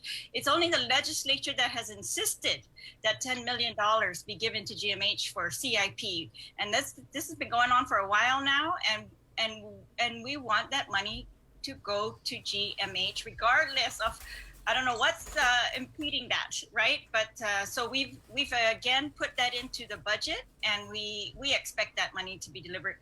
I think it's a shame that the facilities were not, at least the roof was not fixed before we got into this crisis. You know, that's bad on all of us. But I'm telling you, it's we can't. You know, now we're in the middle of it, so we are dealing with it. But I'm telling you, it's one of those things that I think it's a matter of priorities. We've got to prioritize and not delay. Already, the Army Corps told us don't delay on these facilities improvements because that's a matter of healthcare. It's a matter of how if the nurses are going to be running around floors that are dripping versus direct patient care. That's what we're talking about. So. I think that the GMH's overall budget in this year is very similar to FY20. So they did not get a huge cut. I mean, they didn't get a cut from FY20. Of course, they didn't get everything that they requested. And so there's still work to do. But they're doing much better than public health, I have to say, in terms of cuts. Public health is the one facing a big cut right now. Senator Tello? Yeah, thank you. And again, I'd like to resonate the same kudos to Dr. Uggan and all the people down at Guam Memorial Hospital. You know, the hospital for the longest time has had issues, and that was one of the first things I wanted to champion when I got into the legislature, and that was Bill 5, which created the task force. And, it took forever to try and get this bill through. In fact, it was on session, and then someone voted to go back to committee and then tried to get back up again, because we know what's happening at the hospital. It's plain as day. I don't think we even needed the Army Corps of Engineers to come in and tell us, that there's an issue with the hospital, and that a Band-Aid effect has been going on for the last 15 years in this Band-Aid effect. We needed to move forward. This task force would have also found some additional funding and set aside. I mean, we built how many schools, high schools, and had that project going on with funding, where they spend the funding up front, the contractor, and then it's lease to own. I mean, that's the same probability we would have with the hospital. So I just wanted to, reiterate also that the hospital, the budget, we were very careful at that, but knowingly that the governor had all this COVID funding that was coming in. We know that she can take some of that COVID funding and CARES Act funding and use for the hospital. That was one thing we were hoping and guaranteed that she would do. But, the task force is not up and running, but the bill passed. And yet, the speaker hasn't implemented this. Gita was part of this, and we're still waiting for them to appoint these individuals to the task force now that it's passed. So I think that we're going to do everything we can with the hospital. I'm kind of worried. I'm very worried. Section 30 money is a big issue. We didn't get as much as what we anticipated. So a lot of times we use Section 30 money for the hospital. So I'm just hoping and praying that that any additional funding we get from the federal government goes directly to the hospital. Mm-hmm. I think we got the CARES Act money, the $117 million in April, correct? Right? Has any of it, are you guys aware if any of that money went to GMH? I think some of it has, but GMH has also received their Federal? own direct federal funds Mhm. for improvements at the hospital because of COVID. So they've got some things to do up there. So you guys are about to go into session at the top of the hour. You guys got the substitute bill that the governor sent over. What can you tell us are the major differences, or do you guys plan on voting for an override? Okay, I guess I'm a lot short-winded than you are, Therese, so I'll just get through. Okay, well, we looked at the bill over the weekend. I noticed there was a lot of flaws there, language that was put in there that actually did not give an appropriation instead of an allocation, which is quite surprising. And I also noticed that it was unbalanced, with her budget that came in. So I'm a little bit concerned. You're taking money away from GCC. That's concerning, though I've been an advocate for the judicial branch for quite some time. And I think that we can find a way to assist the judicial branch, in the coming months, as we can kind of get a little bit more grip on where we are financially and provide that assistance that they need for the judicial branch. So it's going to be quite interesting when we go in there, but I think that the bill that we passed as a legislature, the 13 of us that passed, is a much better bill than hers. Senator Therese? Period. Yeah, sure. Well, I don't know. After we received the veto from the governor, I reviewed it quickly and I sent a letter to the speaker asking her to call us into a regular session so that we can consider an override. We can't do that during the special session. We can only consider what the governor's called us in for. So that's what we're going to look at this morning, the governor's bill. I think, everyone agrees public health should get more money. We all agree. That's not this dispute. The dispute is, do we increase revenues or projections of what we're going to be receiving in the next fiscal year in order to do that? Or do we prioritize among the existing appropriations in order to do that? So I've tried to do both. And I don't agree with increasing the revenue. I say, yes, public health needs more, and there are other ways to give them more, including, cutting from things we don't need and putting that to public health. But I don't believe that the economy is going to be as robust as it was during FY19, or the corporation income during FY19 is going to be the same for 2020. Mm-hmm. So I don't believe that is reliable. And if it is, we have provision in this bill, the one that we passed, that says if we do receive revenue over what we are projecting, then by all means, let's move it to where we need to move it. And I'm, of course, advocating that it all gets moved to public health at this point. But luckily for public health, they've got some federal funds that they're able to use to take care of the COVID matters, especially the tracing. And that's really, for me, the priority. We need to get that tracing capacity in by whatever means possible, by federal funds, by use of the CARES money the $117 million that the governor has. So luckily, public health, at my urging, and I was really kind of hard on the former director, saying, why did you guys not request anything of this 117 for your tracing? Let's get that up to speed. You're waiting for this other federal money. We don't know when you're going to get that implemented. And she did. So, but we only found out a couple of days ago, last week, that the 3 million additional supplemental request from that 117 was finally approved.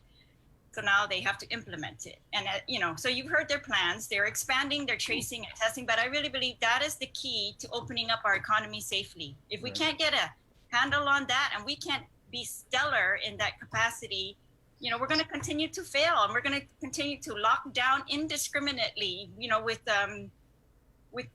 and I want that to be based on data only. It has to be as narrow as possible, as fine-tuned as possible. And that's why I've also pushed them I told them, I can't see why all of your data is not public. If that's, except for names, of course, we don't need to know their name, but we need the data.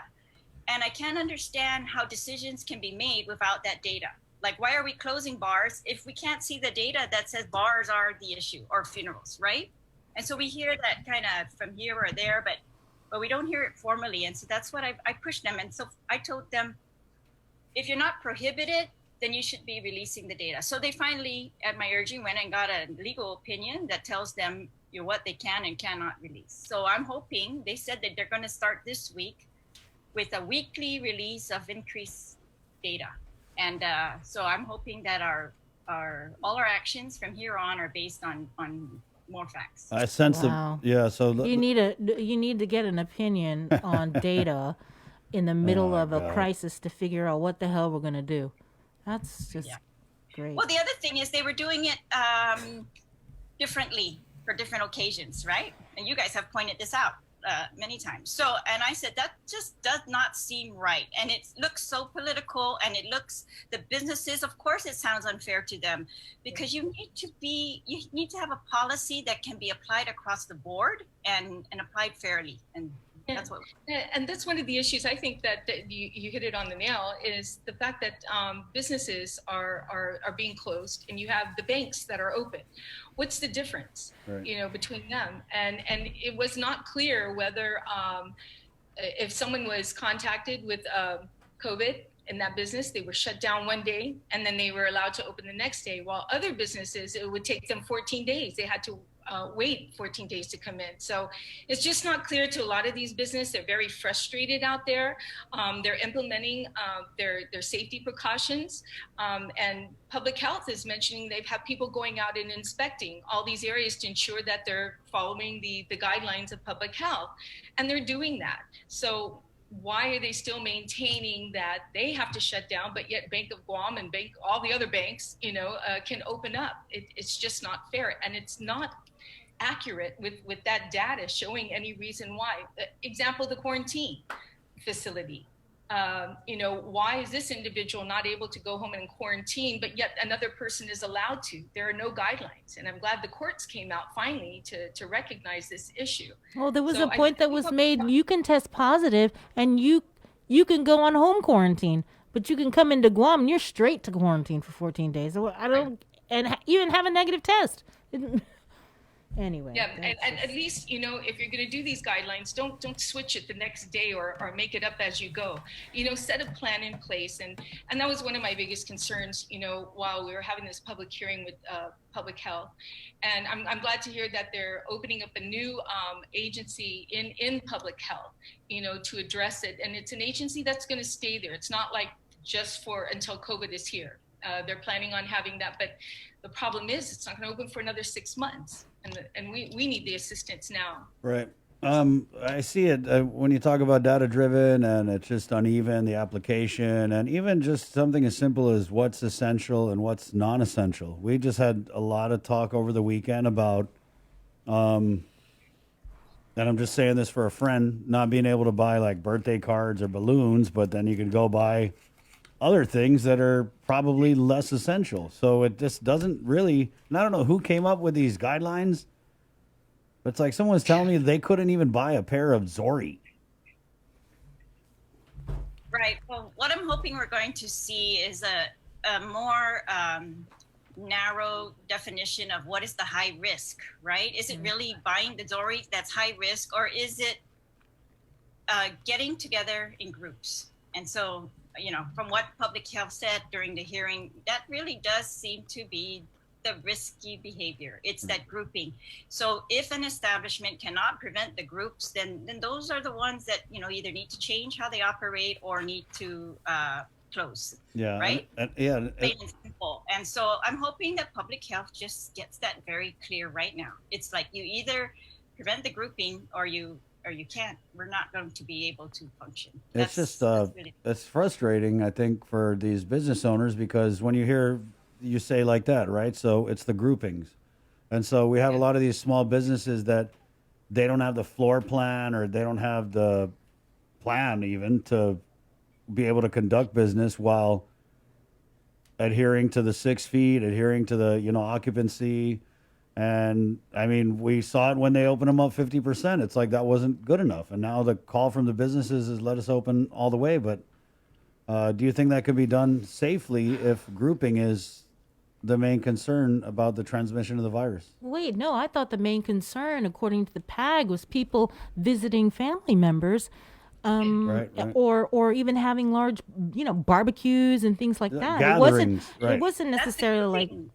That's a similar result. It's the grouping. They're getting together. They don't live together, and they're getting together, and they're getting close enough for long enough to spread the virus. So that's really it. So we have to prevent that. If barbecues do that, then we prevent barbecues, right? And yeah. I'm just saying is these businesses are regulated. Right. You have the Division of Environmental Health going out there and doing their inspections. And, I hear how you guys are saying, well, we're not getting the data. Like, is it the bars? No, maybe it's not the bars. But we hear the PAG saying, people are getting it from family members. They're getting it within households. They're getting it from people that are visiting people that are within their households. Yeah. Right. Yeah. So it's just kind of like, okay, so where's it all coming from? No, they're both the same. right. And in my mind, it's yes, that's why it's high risk, because you're bringing families that don't live, are not bubbled together, and that's what you have to prevent. You have to There's prevent no regulation, and there's no regulations. You're absolutely right, Sabrina. You know how we've been regulating the bars, we've been regulating the restaurants and all the other businesses, and making sure they're safe, but we can't do it with family members.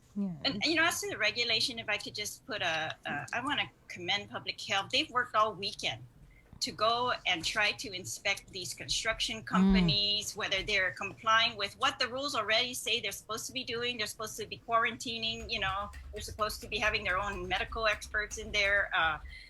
All of those current rules, public health's going out on top of all of their other work to go and, enforce right now, make sure that those construction companies can get back to work. They worked all weekend, I understand. And so, I think they're doing the best. And that's one of the reasons why I really demanded during that an oversight hearing, even in May, that why aren't you getting more people in your Division of Environmental Health? Right. That's the division that does the inspections, that does help with the guidelines to, review all those business plans and the inspections. Because if it's just a matter of one bar's not following the rules, let's shut that one down, right? But so they have, and so I'm very glad to finally hear that they've been approved for that additional $3 million from the 117, and that they're going to get more inspectors on board and more help in the environmental health division also. Right. Yeah, we had them on last week, and it definitely sounds like they got their stuff together. Yes.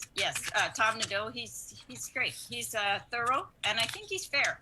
So they're working very hard. Yeah, according to Arts and Augustine, you can't, to pass mustard, it's very difficult with Tom. Right. So I'm confident. He's been there for so long, and he knows exactly what he's doing. So I greatly appreciate all the hard work that they're doing. And I'm just encouraging them to continue using this funding and not letting any funding lapse. That's important. A lot of times public health has had some funding lapse. But I appreciate all the work that, especially the new director, hopefully the new director, we're going to try and confirm him, Arts and Augustine. He's got a wealth of knowledge, and I hope he makes some great changes there that'll assist the department. Let's touch on this quarantine issue. We just had the Jeannie Gross and his attorney, Rachel Azuzu, on. There's a class action suit pending. I remember going back to late March, Linda Pinko DeNorsi had to cancel an interview with us because she said, Chris, I got to go into court. And I got to go into court because I got to do this thing so that our quarantine can stand up and we won't get sued and they won't shut it down. Well, that was Miss Linda. So, and I asked Rachel again, like, that's what she did. What changed? I mean, what changes? I guess they never did it again. So in your opinion, I know you're an attorney. Does this mean the end of government quarantine facilities for returning residents? Oh, not at all. I don't think so. I think what the court's saying is they need to do what they did before, and that is give everybody notice, let them know you're either voluntary to go into quarantine or you're going there involuntarily. We can only do this for a certain number of days. You have the right to counsel. You have the right to go to court and ask to be, removed from quarantine, you have those rights. And so they have to, it's that communication. They have to communicate that effectively to anyone they're putting into quarantine. So I think that courts made that very clear. And you're right, Linda did that. And so it's a challenge. I'm telling you, we've had public health directors switch entirely in the middle of an health emergency where the public health director is the health authority. Mind-boggling, really. And it's a challenge all the way around. I'm sure of it. Even you can see the division heads, they have to shift also for the new directors, how we're going to do things now. So everything changes very quickly, very difficult all the way around, I think. But no, they just have to get their act together in that regard, and they've got to get that communication crystal clear and legal. When you guys go. Go ahead, Sabina. I was just going to ask, when you guys go in at 10 o'clock for session, should we expect the governor's financial people to be there? Or we're going to have to go into recess and then come back after lunch and then give them time to... you know how it goes. It's it's so tedious. I'm just tired of it. This is why you have to watch. Yeah. You never know what's going to happen. I can have all these plans, left and right, but you never know. But I just wanted to mention, as far as what public health is doing, I think like I said earlier, it's important if you're going to create these guidelines for individuals coming into Guam and those staying at the quarantine, they have to be guidelines to follow. And the problem with this whole issue was this family did follow the guidelines, and then they were told something different, and that's where the problem, lies. And I just hope they're more firm on their rules and regs, and everything should be posted on their website too as well. So, right. And it is getting close, so right. I've got to drive. I know. So we're gonna just a couple more questions. We had Senator San Augustine on, and he said again that he was going to pursue an override. But Senator Terlai, is that even possible under the rules of the special session, or? No, we can't do it during this special session, which is why I wrote that letter urging the speaker to call us to another session. So we have the option. Otherwise, I don't want to have to wait, forever, and then I don't know what will happen. So it kind of seems like you guys are handcuffed by what the type of session the speaker called. Not technically not. We need a session. Yeah, that's for sure. Yeah, that's required by law. So Senator San Augustine just doesn't know the difference between an. No, you do. How many hour notice? You either, we have three options, right? We're either going to support the governor's new bill, vote that in today without either with or without the professionals from BBMR and DOA coming down to talk to us about it, and we just adopt new revenues like that. I don't know, right? Or we vote it down, go into another session, and we consider whether we're going to override or not. Or we go into a whole new bill. We start all over again. And I think the current bill that was vetoed, and that we can overcome any of the issues that we can make corrections. We can, the governor can transfer $27 million if necessary. We can deal with new revenues as we see them and appropriate that where necessary. And we can do all of that with a much lower risk.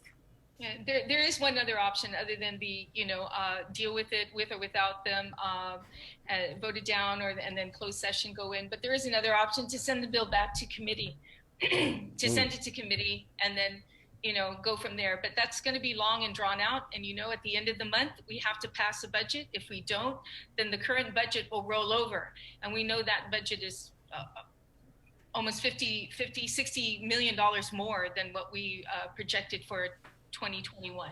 So that's another option that was there. But there's so many options, but where I'm definitely going to go in there and fight for what's best for our island, and not give any false hopes by projecting higher revenues that would make these departments and agencies think they can start spending, much more than they're going to get. And that's the worst thing that we can put ourselves in.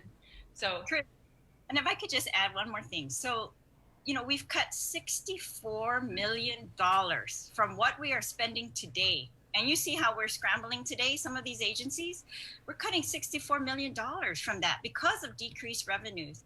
So it's going to be hard all the way around. I mean, that's why I'm saying it's good we were able to keep GMH at the same level and that we didn't have to cut them, because we've had to cut almost every other agency. And that's a huge, but it just we might have to do more. We might have to do more. It depends, what really happens with the economy. And so that's why our economy depends on large part on public health's ability to trace, investigate, and we need to make sure they can do that. And I think if everybody works together using federal funds and local funds, we can do that.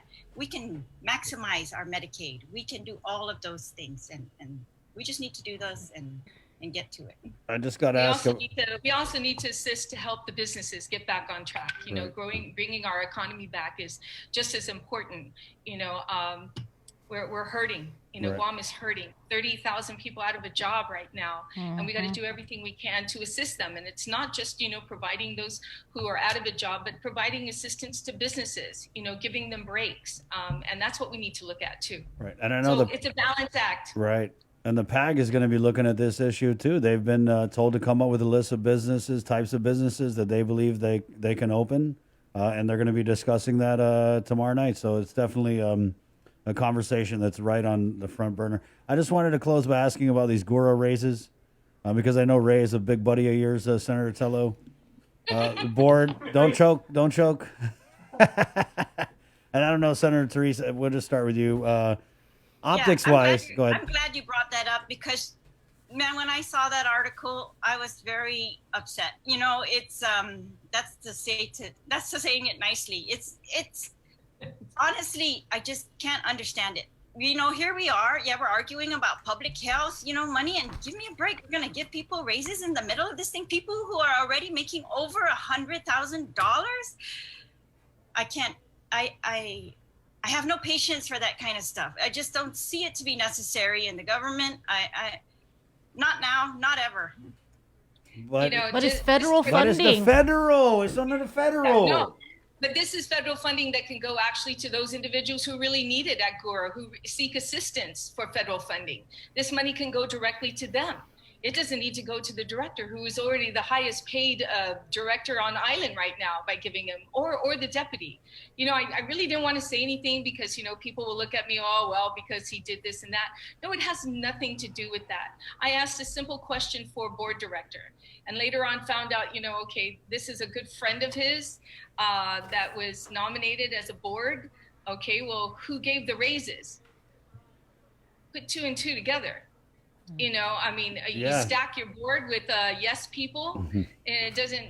This is very. It smells very bad. Right. I'm not taking away from the employees at GURA at all. They have been doing a great job. I have a very good friend who's been working at GURA for a long time, and they do an excellent job. But this money can actually go to the programs that they offer at GURA, not to a director who already gets this money, or a deputy director who gets this much money.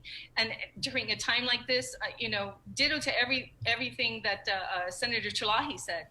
It's just, but I was going to stay quiet and just say, come on. I'm not going to let that happen. You know what, Chris and Sabrina, it's the message that we send to the people of Guam. What is our message? What is our message? That we are trying our best to help them? Or, is that our message? Because that's where we lose everyone. We just lose them because they can't trust us to stay focused on them. Stay focused on the people who are suffering. Stay focused. Let's not get distracted by pay raises and all other kinds of things that are not necessary right now. And that's how I tried to look at this 21 budget. Is it really necessary right now? It's a beautiful program. It's a great thing to do. But is it necessary right now in 2021 while we're facing a health emergency, while we've got nurses scrambling for our lives? Is it necessary right now? That's the most important thing to focus on. And we need to stay focused. The whole entire government, not just one part of it, all of it has to stay focused on message and on delivery. Well, I guess I won't ask about the traveling nurses then. You do know it's 100. They're looking at contracting that out, Senator Therese. Yes. The traveling Yeah, nurses. it's going to be expensive. It's a very expensive way to get nurses, but unfortunately, that's our situation. Right. All right. Well, thank you guys. Go get them in session.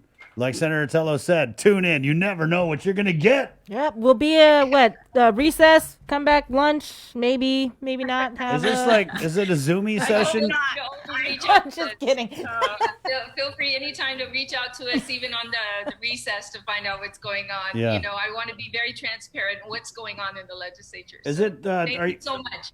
Are you guys back on the session floor, or is it still Zoom? Sorry for my ignorance. It has to be on the It's floor. on the floor floor. for Okay. the special session. Okay. call. Yeah. Okay. Well, good All right, luck. take care, you guys. Thank you so much for All all right. you do. Right Thank on. you. Alga Take care. Moss, thank you. Everybody. There you go. Thank you, Jason, too. There you go. Bipartisanship. I love it, especially in the morning. Minority Leader Senator Tello Taidagui and Legislative Health Chair Senator Therese Terlahi. Well, I guess they didn't like them raises. We gotta ask our buddy Ray to come on tomorrow. Oh yeah, probably. Okay, 9:51. We'll take a break and we'll do a little catch up with the crank Frank Camacho, who of course, crazy week for Guam and the UFC. So we'll talk about that coming up on the link. It's the Breeze 93.9, proudly brought to you by Calvo Enterprises, IT&E, and First Hawaiian Bank. Good morning.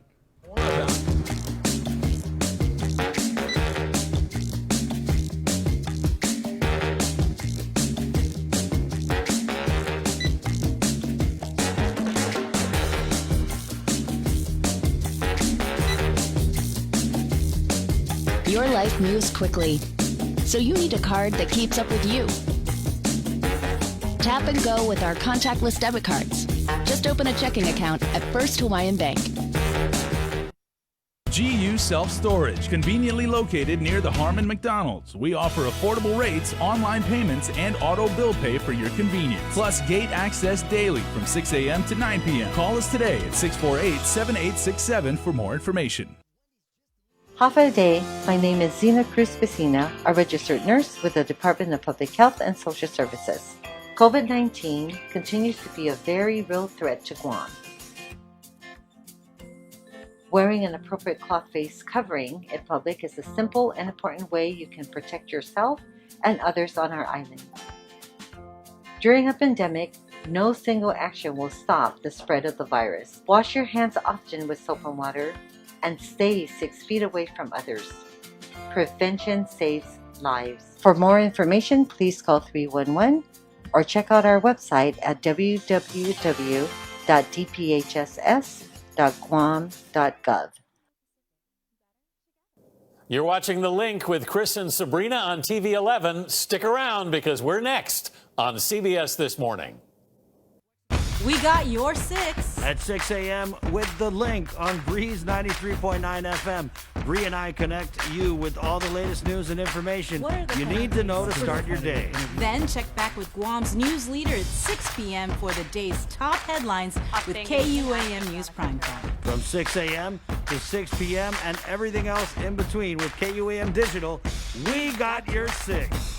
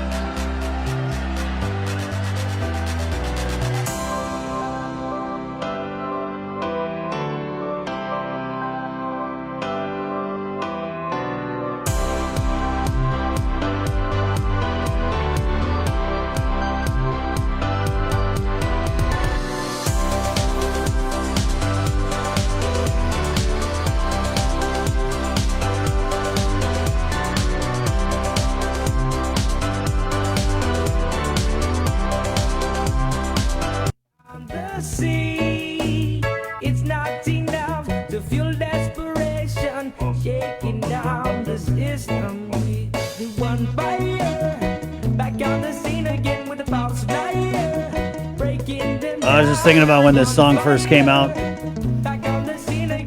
You were high.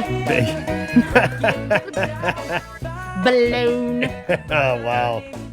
What is that word in the morning thingy you were saying? It was wake and bake. Wake and bake. Wake and bake, yeah. Thank you. You're welcome. You should thank me for giving you your weed degree, pretty much. So No, I'm thinking milker. Yeah, okay. Hey, 9:58. Let's just go into the Zoom room. Sorry you had to see all that, boy. We got the crank here. We just wanted a quick update because we know that you had some early onset of the symptoms of the COVID after testing positive for the virus, but and I caught some of the things you did on your IG. So just where are you at now, and what's happened since you left Vegas after testing positive for coronavirus? Yeah, so I feel good. I mean, the runny nose is gone, so thank goodness, you know what I mean? Man, I feel good. I saw the fights, bummed, and physically though, to answer your question, I feel fine. I think there's little body aches, but man, thank goodness knock on wood, right? It's not kicking my butt, and hopefully it doesn't kick my butt down the line, I guess.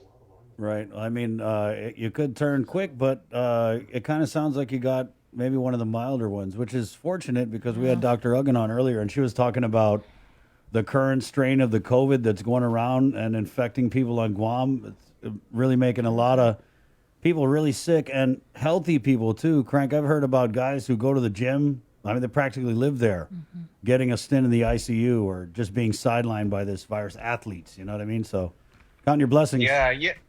Yeah, no, for sure. And I've heard, so after I tested positive, I've been getting messages online, and a couple guys in the UFC that did catch it, they're friends of mine.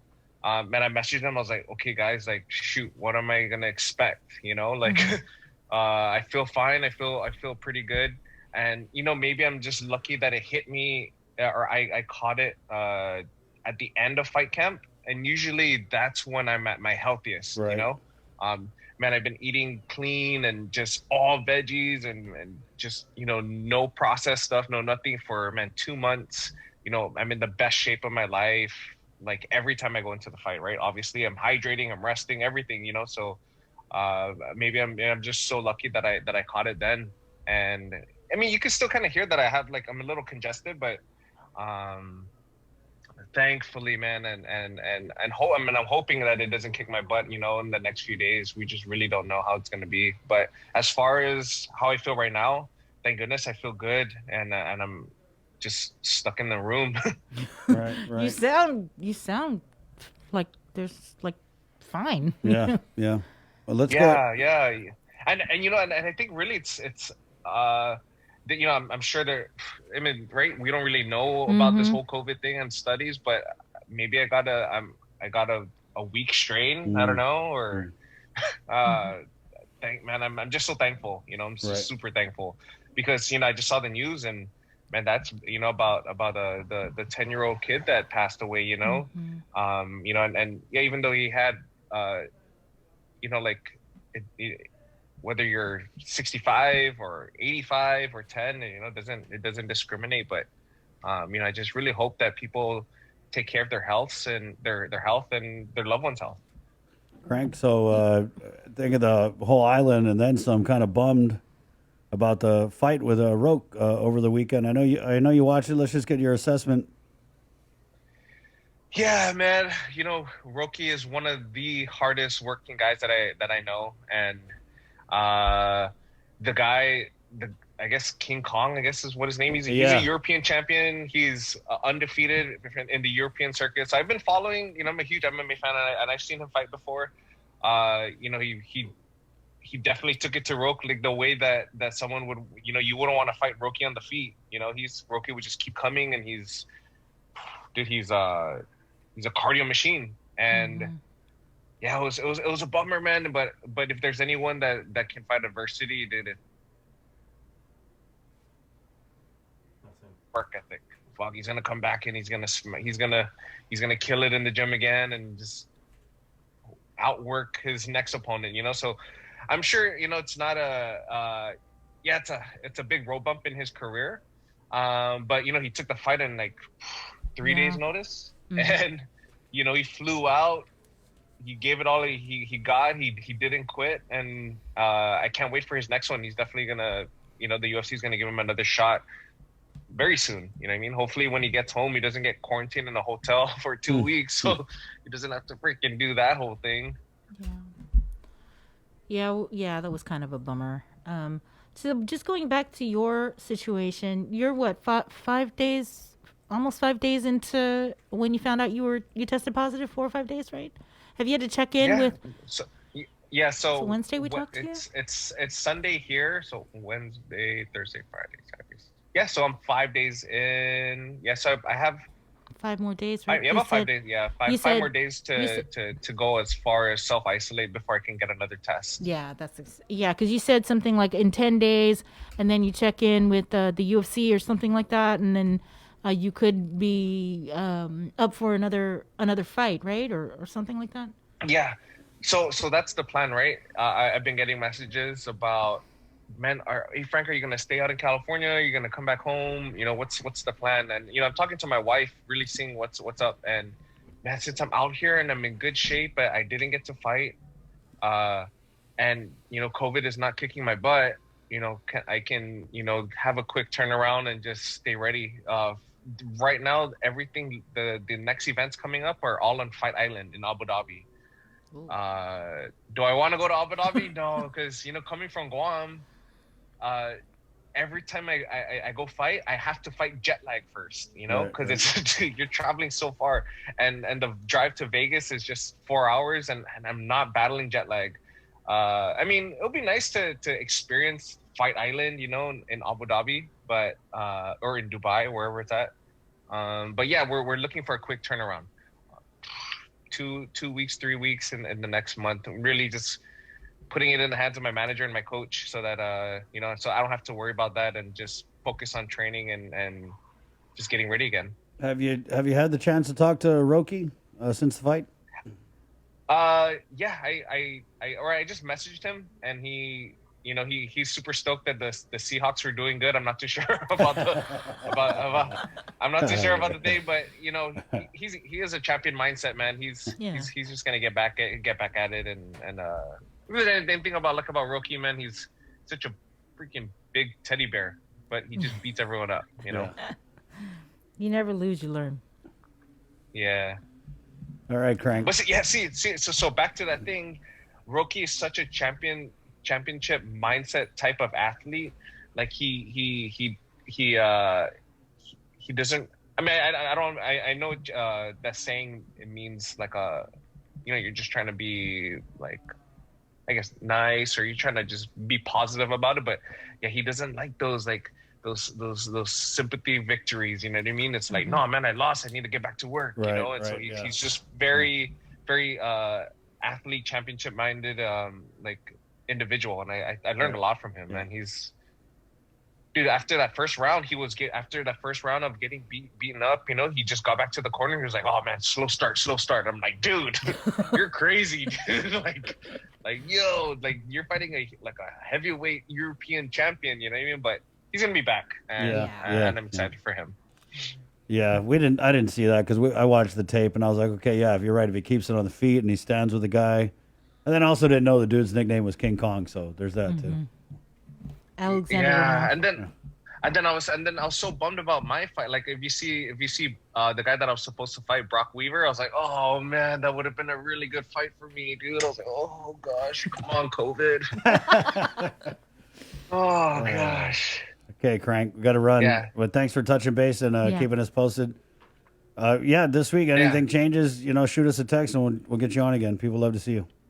Okay, yeah, man, thank you. And yeah, just stay safe and stay positive. And I love the guy's show, dude. Earlier was just so entertaining and it was a lot to watch. So I'm going to be tuning into the show online. Thanks, buddy. All right, take care. Okay. Bye, guys. Bye. All right, there you go. the Crank, Frank Camacho. Bree, do we want to run through the numbers, maybe census and all that? Sure. Before All we go? right. 10:07. As all of you know, we recorded our 26th COVID-related fatality over the weekend. It was the youngest. It was a 10-year-old boy. The latest results were ran over and released by the Joint Information Center. This was Saturday. We're still waiting for the new numbers. 28 returned positive out of nearly 350 samples. Guam's COVID case count is 1,891. A total of 1,118 are active cases. 748 people are in recovery. Again, to date, there are 26 COVID-related fatalities over at the Guam Memorial Hospital. The latest census, there are 48 people, COVID-positive patients at GMH. 14 are receiving ICU level of care, and 12 of those 14 are on ventilators. 10:08. Good job today, Sabrina. Good job, Chris. Joe Sir, Jason, Kengineer, our guys in Master Control. And remember, we got your 6 with the primetime newscast at KUAM News. The show proudly brought to you by First Hawaiian Bank, Calvo Enterprises, and IT&E. Tomorrow morning, I know we're getting Lieutenant Governor Josh Tenorio at 8:15. Also, we'll get the chair and the vice chair of the Guam Education Board, 8:45. I've also put in the ask to get Annette from Public Health and maybe Dr. Pobutsky. Okay. For those of you who didn't get a chance to listen to the interview with Dr. Uggen, I really strongly encourage you to listen to that, watch it on YouTube. She really took us through what it's like to be at the Guam Memorial Hospital.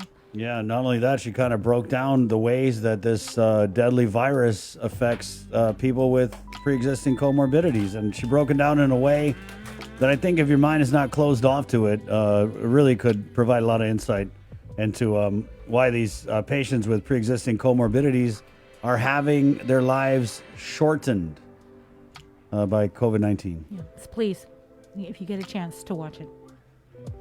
So guys, be safe. Again, it's the 14th day of September, Monday. My name is Chris for Sabrina Salas-Mantanani. Again, FHB, Calvo Enterprises, and IT&E. Thank you guys for all the birthday love. My name is Chris. Hasta. Adios. Bye.